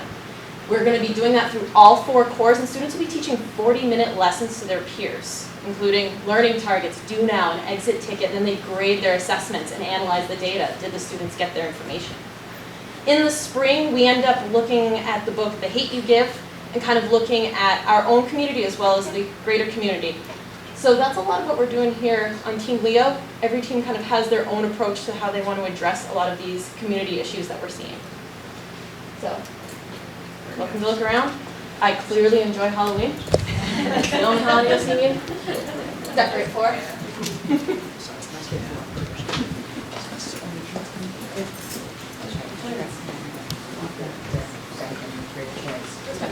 You're welcome. That's why you knew about the plan. I've seen it. I'm going to follow you.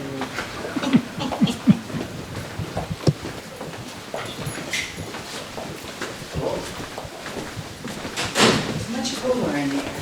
Yeah. And the fan. I think it's the ventilation system, so we've got the fan in there. Right, back here, we'll make sure it's also a human face. It's almost still.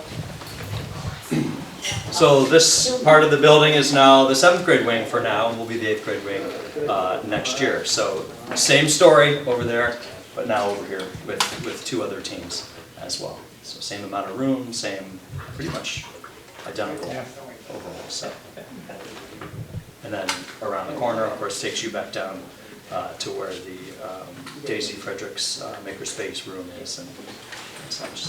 Can walk through it. Can I clarify? So that means when you say looping, 7th grade's over there, Right. and next year they're 8th grade and they have the same teachers? Absolutely. Okay. Same advisor, everything is the same. So they really, so when our kids come in 8th grade, we know them all already. We just get going right away. So in 7th grade, we can take the time, really establishing routines and norms and relationships so that we can really move forward over the 2 years. And how many teachers? I mean, you've got 2 of you here, but how many teachers? 4 core teachers per team, grade? and then a special Per team. educator and an AST academic support teacher as well. And then we have usually 2 exploratory teachers that will take one of our advisories as well, so we can continue to have a small group and spread them around. Another thing we didn't talk about is a skills block, which is an intervention period. We have a half hour every day. So we're working with kids, and we look at data the kids needs, and we do programming that's either enrichment or remediation, depending on what the kids' needs are. We break them up and so move them around based on their needs, and we'll work with them. So that's a nice little another side project that we kind of, well, not a side project, but it's part of our curriculum. Yeah, you say you're crowded, so you can't take any more students. The building, was it only built for so many students, do you know?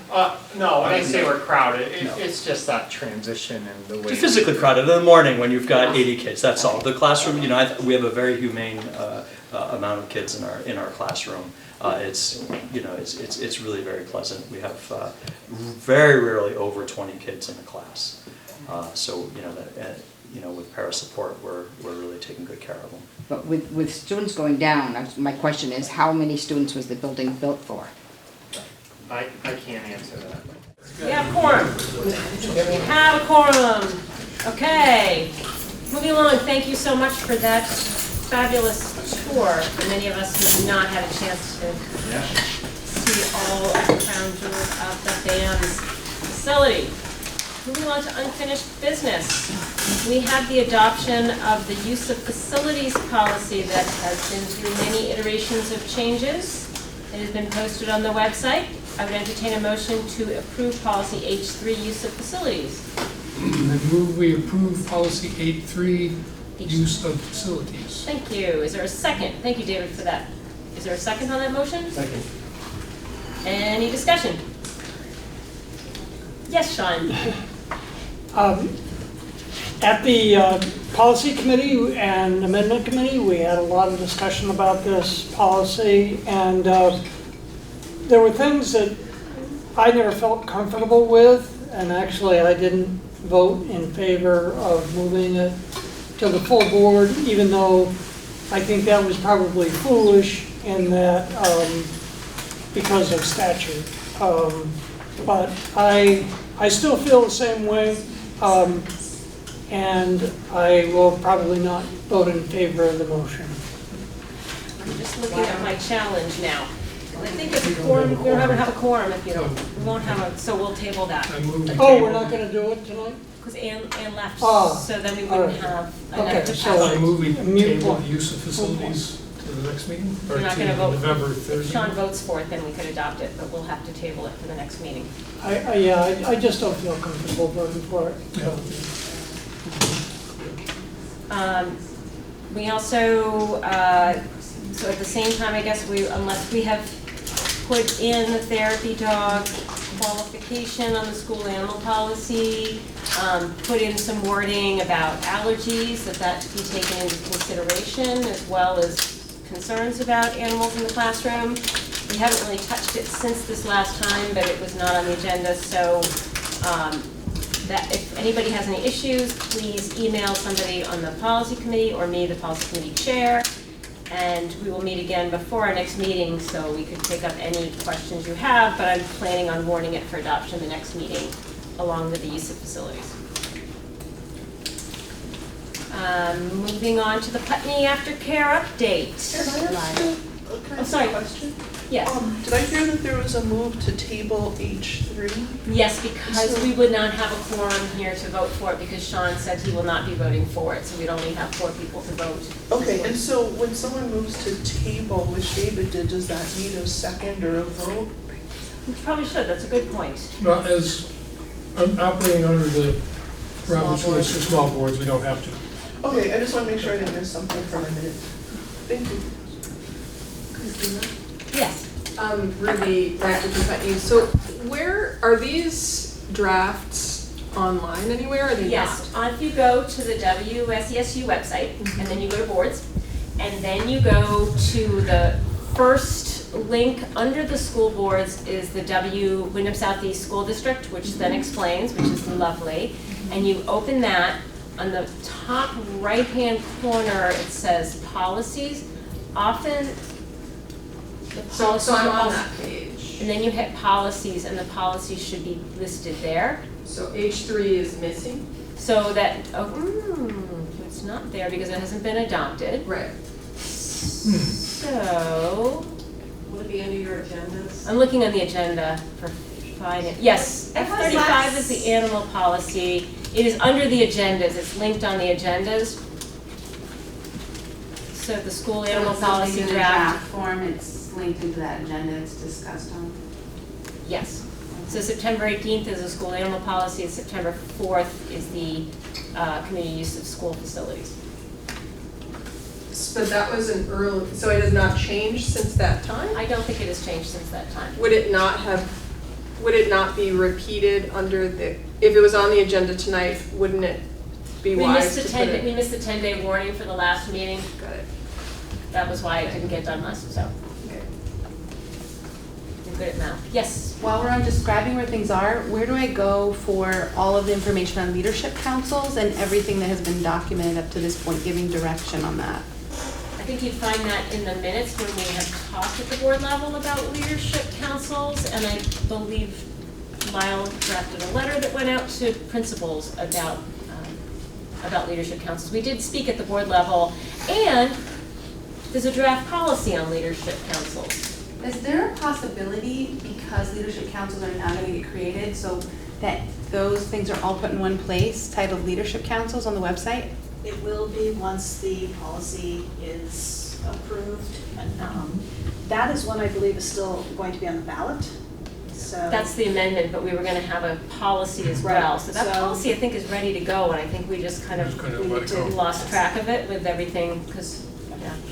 So we should probably bring that, we should probably unearth that, note to self. Thank you. Just as a clarification, we wanted the leadership policies to be in effect at the beginning of the school year. So rather than do it with an amendment, we did it with a policy so that the schools could establish the leadership councils, but it will be codified by an amendment once that gets passed. But the policy is yet to be adopted? Right. We wrote the policy so that the principals would have it for the beginning of the year, but then we just somehow, with everything on fire, we lost track of that.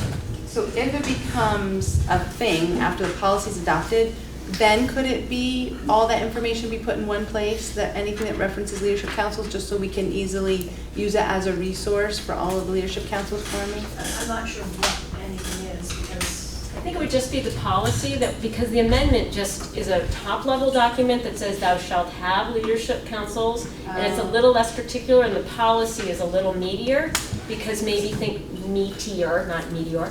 So the policy is what people would operate under. The amendment is more a statement of intent and a general guideline. The policy, because that may change over time. So is the policy what you modeled your email to principals off of? Yeah, I just pulled bullets from. So that's kind of the most substantive thing. And the minutes probably wouldn't have, No. so the Policy policy. would be where you get. Okay, good, thank you. Yes, John, sorry. And I presume once the amendments pass, that then they will be added to the Articles of Agreement. So they'll be in the Articles of Agreement, which, you know, they're not now. I mean, they are, but it's not in the form that we want once they're passed. Thank you. Putney update. Okay, so the Putney AfterCare is up and running as of Monday, not Thanksgiving, Monday.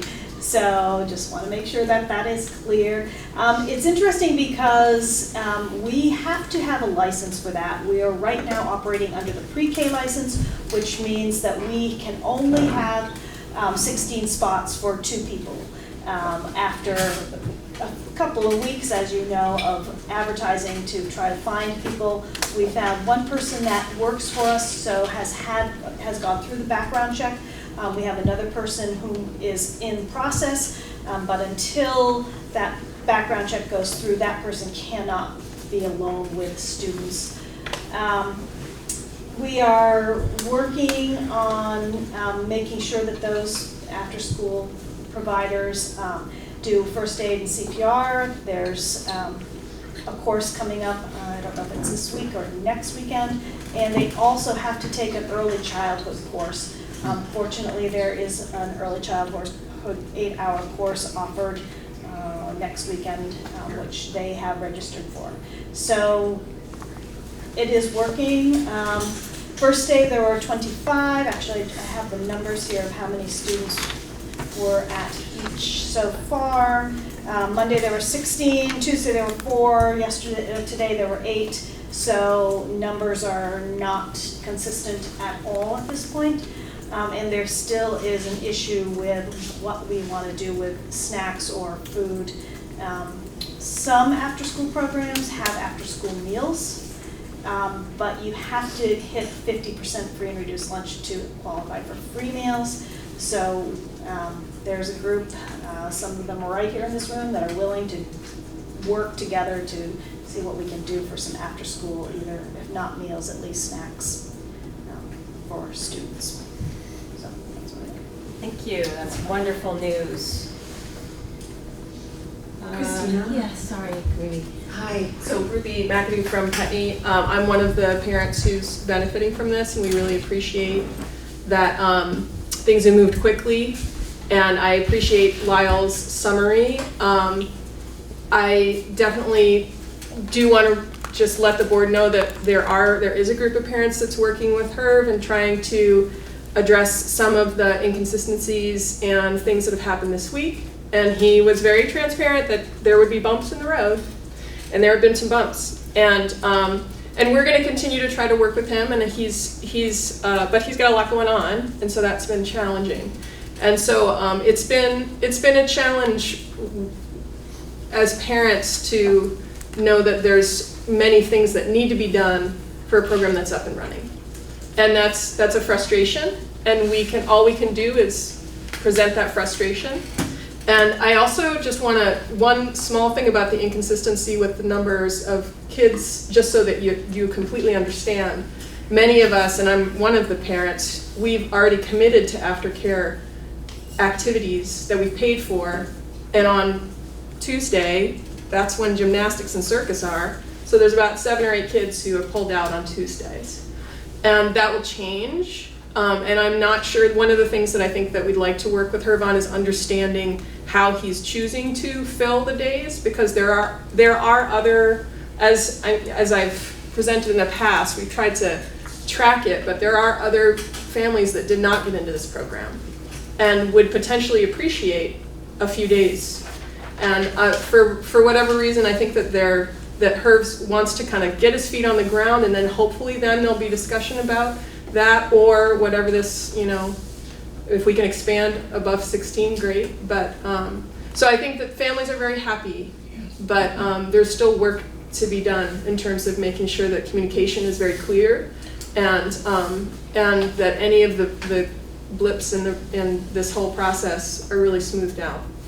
So that's all, just a parent update. Thank you, Ruby. I think that it's a perfect example of where a leadership council would have been really helpful for us, because to have 1 or 2 board members that are liaison and community members that are on the ground dealing with this, and the principal and some staff all in the same room saying, okay, what's the best way to do this?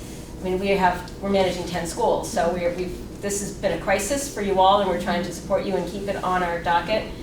But to get the real work done in the trenches and work with Herb, and he has a whole other school to run, and we've never had an in-house aftercare program in the Putney Central School before. So it's a big lift, and I'm so grateful that they've got it up and running so quickly, and of course in getting something up and running quickly, as you may observe by some of our fits and starts here, it doesn't always go smoothly. So I think that is why, with all due haste, I'd love to see leadership councils get up and running so it can happen as a regular business, and it can happen at the school where it, I think, is best handled, and community solutions can be used to address problems. Yes, Liz? I think we should all thank Herb for all he's done, because he went about it the right way to get the program up and running as quickly as possible. And there are going to be bumps, and there's still like hoops, but he got it going, and they can make life difficult for you. Yes, as I so he got somebody really good to work with him from the beginning. The teachers seem to be really nice. They're great. Excellent. Well, that's the most important thing, is who is with the children. So yes, our deep gratitude to Herb to be in a crisis like this, at the beginning of the school year, and having, you know, still producing, so yes. Thank you, well said, Liz. Moving on to new business, pre-K partnership agreement, that's Lyle. So we have one more. This week, this is Miss Martha's Creative Learning. That we have students, and Miss Martha's is now an approved provider. I would entertain a motion to approve the WSESD publicly funded pre-K partnership agreement with Miss Martha's Creative Learning. So moved. Sorry. Tim moved that, and I guess David, that was a second. Any discussion? All those in favor of approving the motion, please signify by saying aye. Aye. Nays, abstentions, the ayes appear to have it, the ayes have it. I am signing it. And might I say that my oldest daughter was the first partaker that was not her actual child of Miss Martha's daycare. She hasn't been kicked out of BUHS yet. Although she's reported absent from class for a clarinet lesson today, but we were.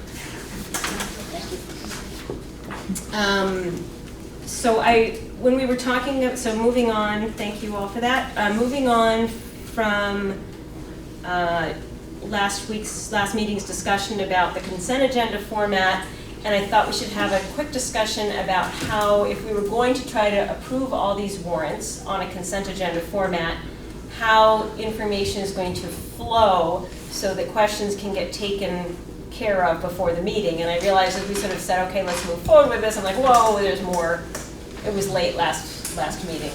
The nuts and bolts of how, so we could discuss as a group and come up with a plan as to how information would flow so questions would get answered. And then if there was a question that's not resolved before the meeting, that we would take it out, but that we would try to do everything before the meeting so we aren't here until 9 o'clock every time. But I'm kind of wondering, we're dwindling, we have 3 people missing now. So I'm wondering if I should table this discussion so that, especially because it's 2 people on finance committee on top of it. So if the board is all head nodding about that, we will table that motion until probably not next meeting, probably the meeting after, which means we can't move forward with consent agenda, but oh well. Okay. Just on that, though, it might be good to have a definition of consent agenda. Fair enough. I'll try to send out something ahead of time as to us. I mean, we've used the terminology forever on BUHS, but, you know, it doesn't mean that I understood exactly what it means. I mean, I presume that the key word is consent. It means you can deal with a whole bunch of stuff beforehand that nobody has complained about or had issue with. So yes, from my Wikipedia understanding of it. And Anne, so moving on to item C, Anne has left me with her WRCC update from the regional meeting. I feel a little funny having not attended the meeting, reporting from Nancy and I. But yes, Nancy and Lyle are here, so maybe they could update us. So put you on the spot. I'll start, and then I want to echo Anne's comments that Nancy did a great job running her first regional advisory board.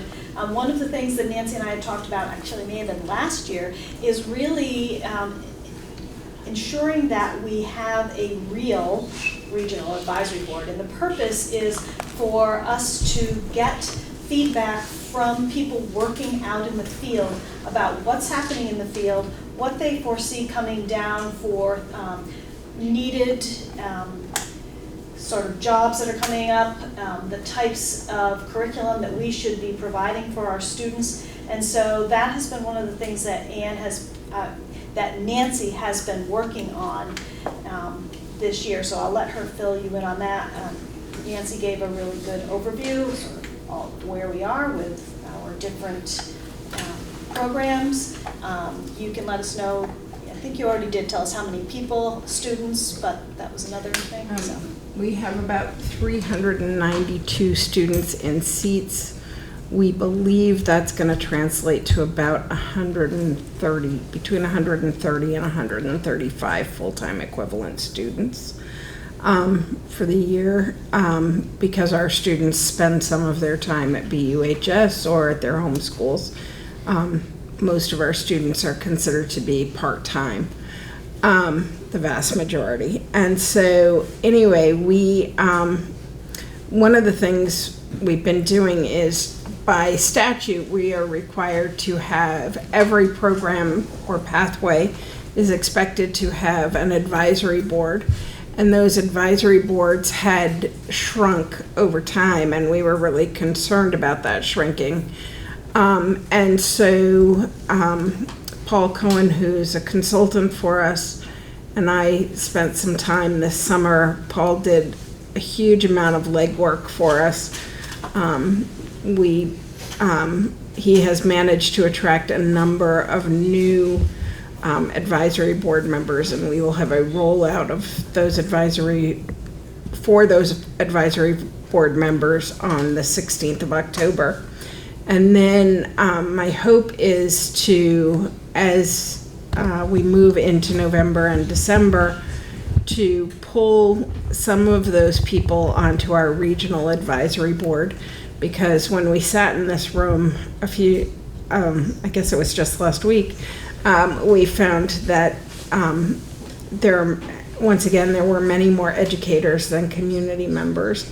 And I think it's really important that we have those community members on the board and advising us. So our goal is to equal that out and make sure that it remains that way in the future. So as somebody retires from being on an advisory board or from the regional advisory board, we'll try and attract somebody else to fill a similar role from that. So it's all about recycling and getting new people in. So Excellent, thank you. I think there's a regional workforce development meeting tomorrow at 8 o'clock at SIT, I believe, right? Yes. Right into Jeff Lewis, and we'll see how long this meeting goes, and I'll decide if I need at least 11 hours off between meetings. So. Getting old. Having had jury duty today. I feel your pain. Yes, Jamie. I wondered what are some criteria or some attributes of folks in the community that you find useful in that role? We will pretty much take anybody. So a pulse? No, it's not just a pulse. What we're really trying to do is attract people who have enough community knowledge and industry knowledge to know where we should be moving the tech center to move us forward to be a viable tech center in the future. And so last spring, we had 96 full-time equivalent students, or the equivalent of 96 students full-time. This year, we're back up to 132. That took a lot of recruitment, but it's also the fact that we need to make sure that our programs are rigorous and relevant to what the community needs are. And so, for instance, we've attracted some people, now I'm going to draw a blank on her name, Allison, the woman who does the Farm to Table program and that sort of stuff for the food program. We've asked her to be on our culinary board because she has some great ideas and she knows the community so well. And we've asked several other people in the community to be on that board. Ultimately, I'd love to have us have a food bus rather than a food truck that will go to different things and maybe go to different companies, but that's kind of a pipe dream down the road at the moment. We're kind of in that rebuilding stage, so hopefully that will eventually come to be. Madam Chair? Yes, I would like to attend that meeting tomorrow, so I'm going to ask that we kind of move on with the agenda, but if you have a quick question. I have a quick question. Do you work really well, do you work with BDCC, that group that's out there working for, Absolutely. with the kids? Good. Absolutely. Thank you.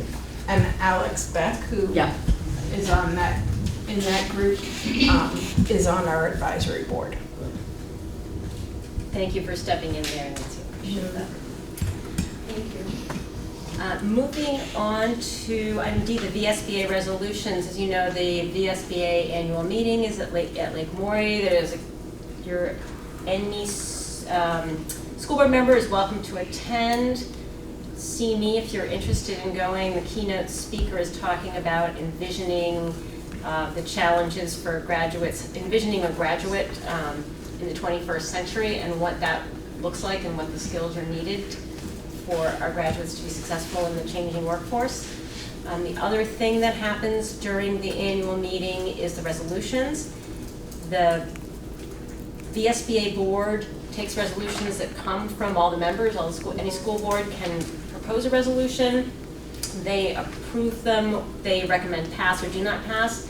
But the voting delegates from every supervisory union, and since we have such a huge supervisory union, I think I should get 2 votes, but I haven't taken that up as a bylaw resolution. But every supervisory union gets a vote. So although the VSBA had and can speak to the motion, any school member can speak to it who comes to the meeting. But the VSBA, which I sent that link along, has either recommended a pass or do not pass, and there was a webinar that I sent along. It's kind of lengthy for us to do this, and I'm going to have to coalesce Vernon's responses on all these resolutions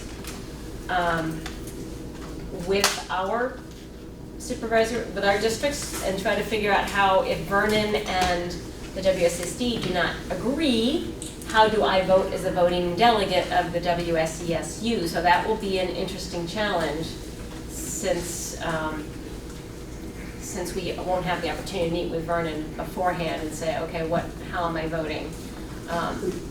So I guess rather than go through them now, well, we have 2 options of what we can go through them now, and I can hear what everybody's thinking about, and that can inform Carrie. That's probably going to take 20 minutes if I talk really quickly, and we don't tease them apart fully.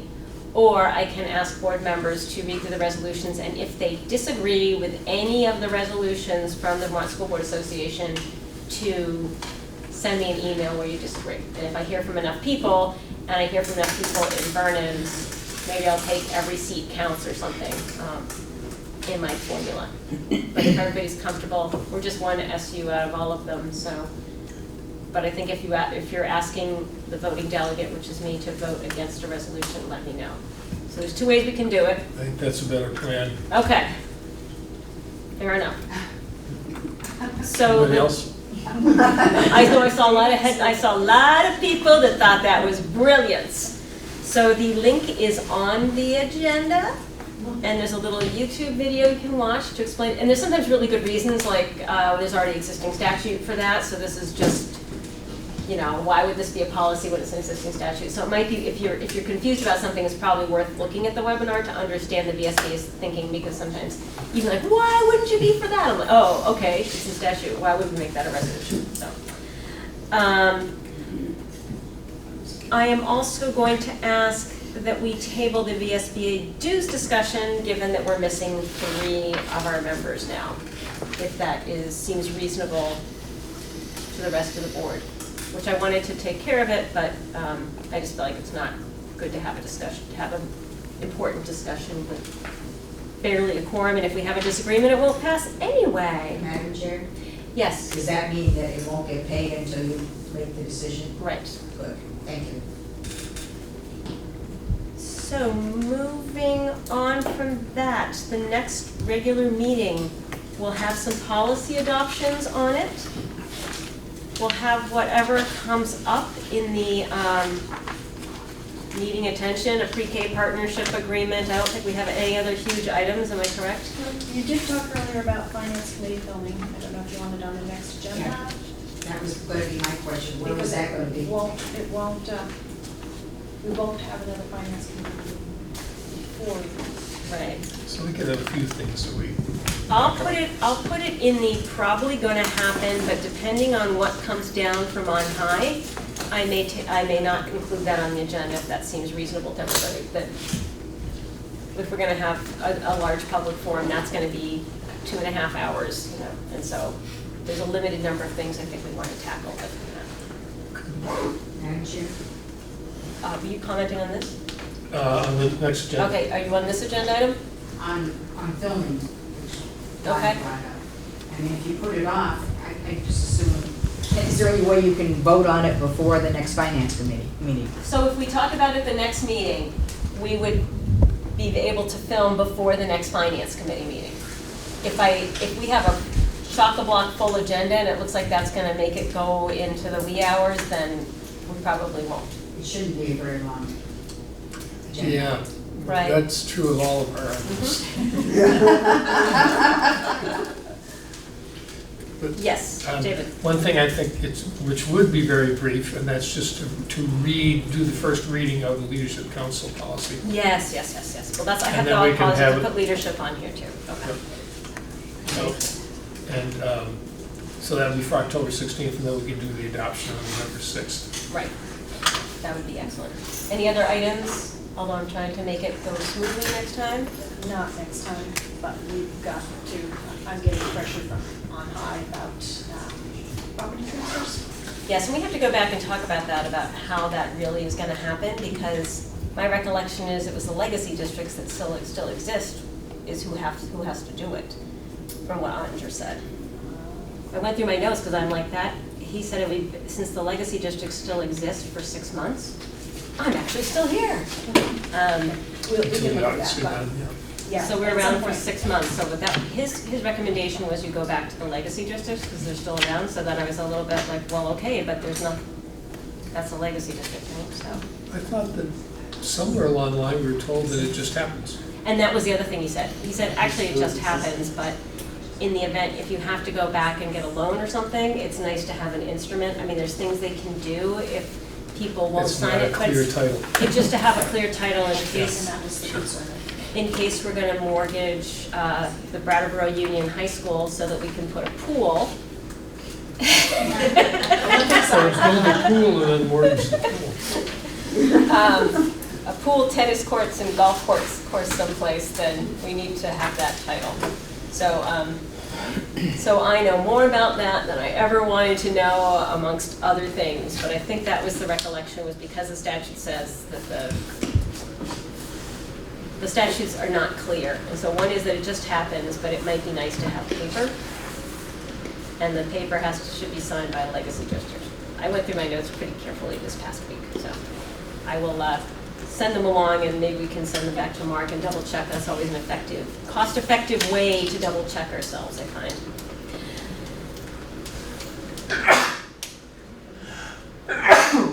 So we're set on that. You had something you wanted to put on for the next agenda for the whole public discussion. I have a note that you were gonna. Thank you. Let's see. For the public discussion, I'm trying to think of a process to use that would be inclusive and fair. And although I hate to use this as an example, the process that the state board did to hear the alternative proposals, alternative governance proposals, had people sign up at a time. There was a timer, I think it was 3 minutes that people had, and we can talk about that when we see how many people are there. And individuals could, the only thing I would change, so I'm suggesting that we follow that format, and the only thing to change is that if there are people who have asked, they have a 4-minute video they want to show or something like that, that people can yield their time to another, if 2 people want to sign up and then one of them can use 6 minutes or something like that, if there's it needs to be exceptions, but basically we have people sign up at a time. It's not just you trying to figure out who's next. And whether we want to do for and against signups or not, I don't have an opinion on that. But just so that there's a process in place and people know what it is, and that can go out with a press release. It's a good idea to have a sign-up sheet, and then I don't have to call on Yeah, people. people should expect to sign up if they wish to speak. at the meeting, You're speaking of the format of the 16th meeting? Yeah. Yeah. And Just so there'll be it's, a time set for public comment? Yeah, I think we'll figure I that did out. bring my little. I think an angel just got I've their been wings. disappointed not to use it. John, you're gonna need a cowbell for me. Everybody, No, I like the clear, that's a very nice, I wanted an upbeat bell. I was very clear on my specifications. It had to have an upbeat and happy tone. Thank you. You filled the specifications very well. this was my wife's Four Winds bell for 25 years. So. Yes, Jamie. I've sat through many a legislative hearing with 400 people, and they run super smoothly with a for and against format, with each person getting 3 minutes. And it's just like butter. Everybody agrees, everybody gets time, you can go back and forth. The problem is for those of us who don't fit in either category, so you gotta just figure that piece out. But it just, it's wonderful. And it's been used by legislators who deal with controversial issues throughout time. Right, except that we start at 6 o'clock, so I'm just a little concerned if I have 150 people show up, that's 450 minutes, so I have a little bit of so concern. you have to limit it to 2 minutes or Yeah, one. so like if 150 people show up, I don't want to say 3 minutes now, because that's, as it is, 300 minutes, I don't think I'm up for. Well, So, we could just are you say up for people 300 sign minutes? up. Sorry? Yeah, we could just, the press release could just say people sign up ahead of, at the beginning of the meeting. Yeah. So that if, you're taking a chance, if you don't sign up and you think you might want to talk, you're taking a chance you're not going to get, you won't be able to. Does anybody have an old-fashioned kitchen timer? Because that would even work better than this little bell. I'm sure we can get an app for that. My phone does that. Yeah. Well, I can do it with this watch, but it's cumbersome. Yeah. And then the other thing is if people stop talking and somebody else makes a comment, which really shouldn't be done anyway, then it's very hard to know the timing and people want to go back and make another point. So it's nice to have like a protocol. Well, I think it'd be great to have, 3 minutes and it's thank you, and we're not doing the back and forth. I mean, it's different in a situation like this with few members of the public and a relatively limited agenda, but when you're talking about, that's nice, that's a nice tone, thank you. If we have nothing else, we use this. Right, so we have it back up unless maybe this isn't such a good idea. Never mind. You definitely are gonna want something aggressive, because when you put 3 fingers up last time, I thought you were telling me $30,000. I was like, how is that possible? All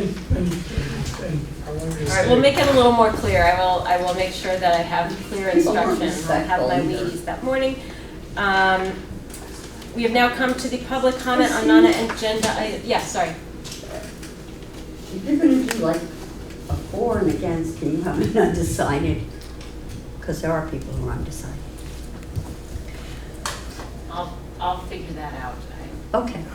We did talk about the possibility of people actually writing what they want to comment on also. Thank you, Jim. I don't know exactly how that would work, but very often if something is written down and it's more succinct, and then the people, know that they've included everything that they wanted to include.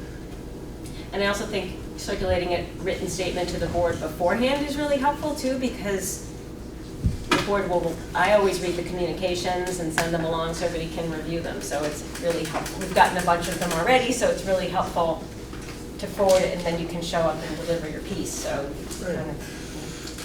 Yeah, people, writing ahead of time is a real good idea. Hopefully everybody reads it.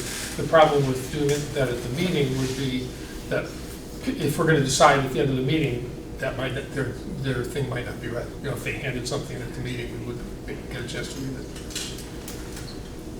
Are you going to decide at that meeting? I'm sorry, 1 second. Jody?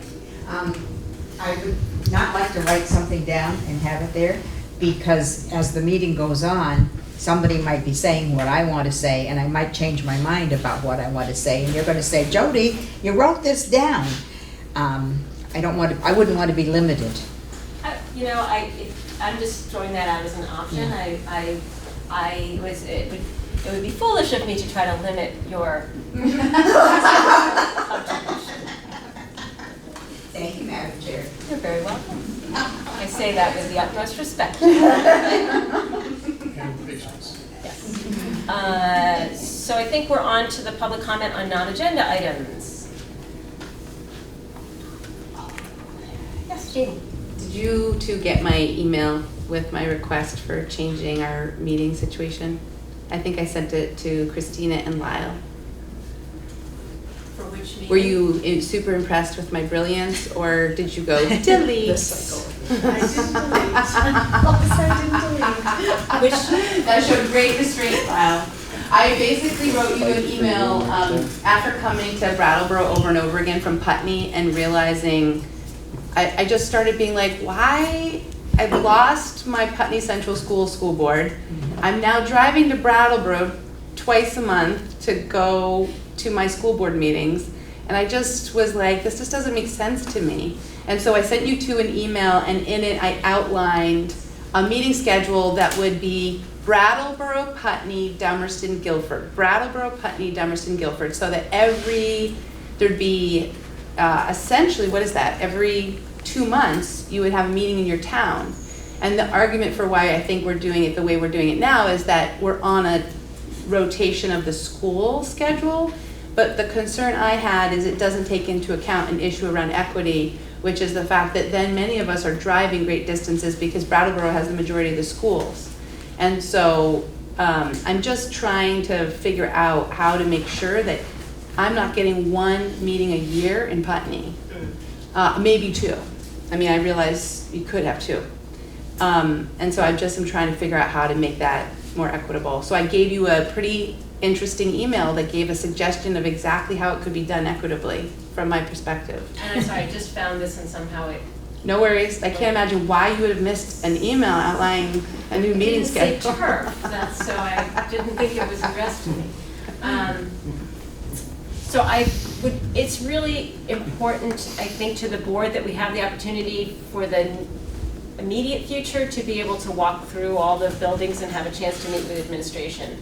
So I think in terms of what's happening between now and, say, December, I would really like to keep on this schedule so that we can get to see most of the buildings and get a walkthrough and get a sense of administration so that we are familiar to, and vice versa, and know the buildings. When somebody says, oh, we need a new floor at BAMS in the next couple of years, and I'm like, oh yeah, I walked on that floor. So after that, I think I've had some other ideas about what we could do. I mean, we have a big rotation into BUHS, which would be really nice in the summer because it's air conditioned in here, but how about we take that up in January after we've had an opportunity to walk through and introduce ourselves a little bit.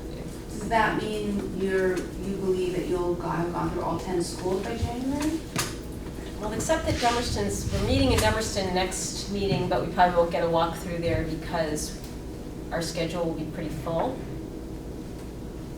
And you missed the academy walkthrough. And we had an academy presentation. They opted to do a presentation instead. So we've done academy, BAMS. Career Center. Career Center. So we would have next here would be BU6, then Guilford or Green. We have to put EES in there somehow, which is in the BU6 category. I don't have it in front of me, and I'm sorry. Probably January, like to discuss it in December because we'll be far enough along to say, okay, what makes sense going forward. I mean, if that's the argument for that process, you have potentially 3 new board members coming on in March, so you would want to keep that same cycle again so that everybody who's new would always have the orientation, right? I'm not sure I would say that because new board members coming on, we might have a different orientation process. I can't even begin, and it won't be me, but it won't be we, it's the royal we, but there'll be a new process for orientation down the road, so I can't imagine we're going to keep doing this. You know, if there's an issue, like if Keith says, you know, that floor looks terrible, we might, okay, next time we're in there, let's go actually look at it. That's what board members love to do. Let's see that freezer that's not working or whatever. But I don't imagine we would keep this going in perpetuity. And we may have more than 3, we may have 5 new board members come March. So if representation amendment passes. So I think it's an issue also because we're brand new to all the administration. There's no, in some cases, there's almost no familiar faces on the board. It's nice to have multiple people to call if you have, concern, or you run into somebody you know, or if you're, if you're unhappy about something in the community, that we're showing up in the community. So there's multiple things we're trying to manage. But can we talk about it in January? If that would work for the board. Okay. Any other public comments on non-agenda items? Yes, Jody. Will you adjourn? No, we can't. We have an executive. We have 2 executive sessions. So, assuming there's no other public comment, I would entertain a motion under 1 VSA 313 to go into executive session to discuss an employee issue, not subject to public negotiations and negotiations. An employee issue, yes. Negotiations that are not subject to the disclosure would put us at a disadvantage, and an employee issue which is not subject to public disclosure. Whew, that was good. And we're going to invite Carrie. And we'll thank you. And I would like to invite Carrie Amadon in, as well as Lyle Holiday and Frank. Anybody else? Anybody? Anybody want to come? Anybody want to stay up a little longer? Thank you, Tim. Who's made that motion? I entertained it. Thank you, Tim. Second. Thank you, Sean. All those in favor of moving into executive session under 1 VSA 313, please signify by saying aye. Aye. Nays, abstentions, the ayes appear to have it. The ayes do have it. We can go right in there.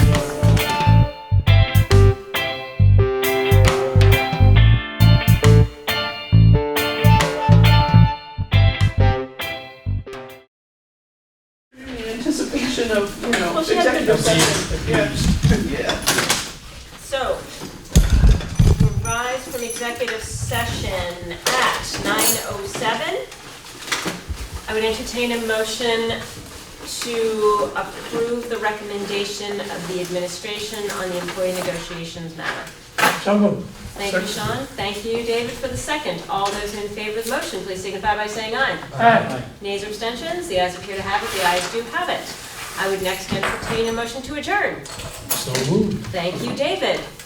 Second. Thank you, Thomas. Any discussion? All those in favor of adjourning, please signify by saying aye. Aye. And we are adjourned at 9:08 by unanimous vote.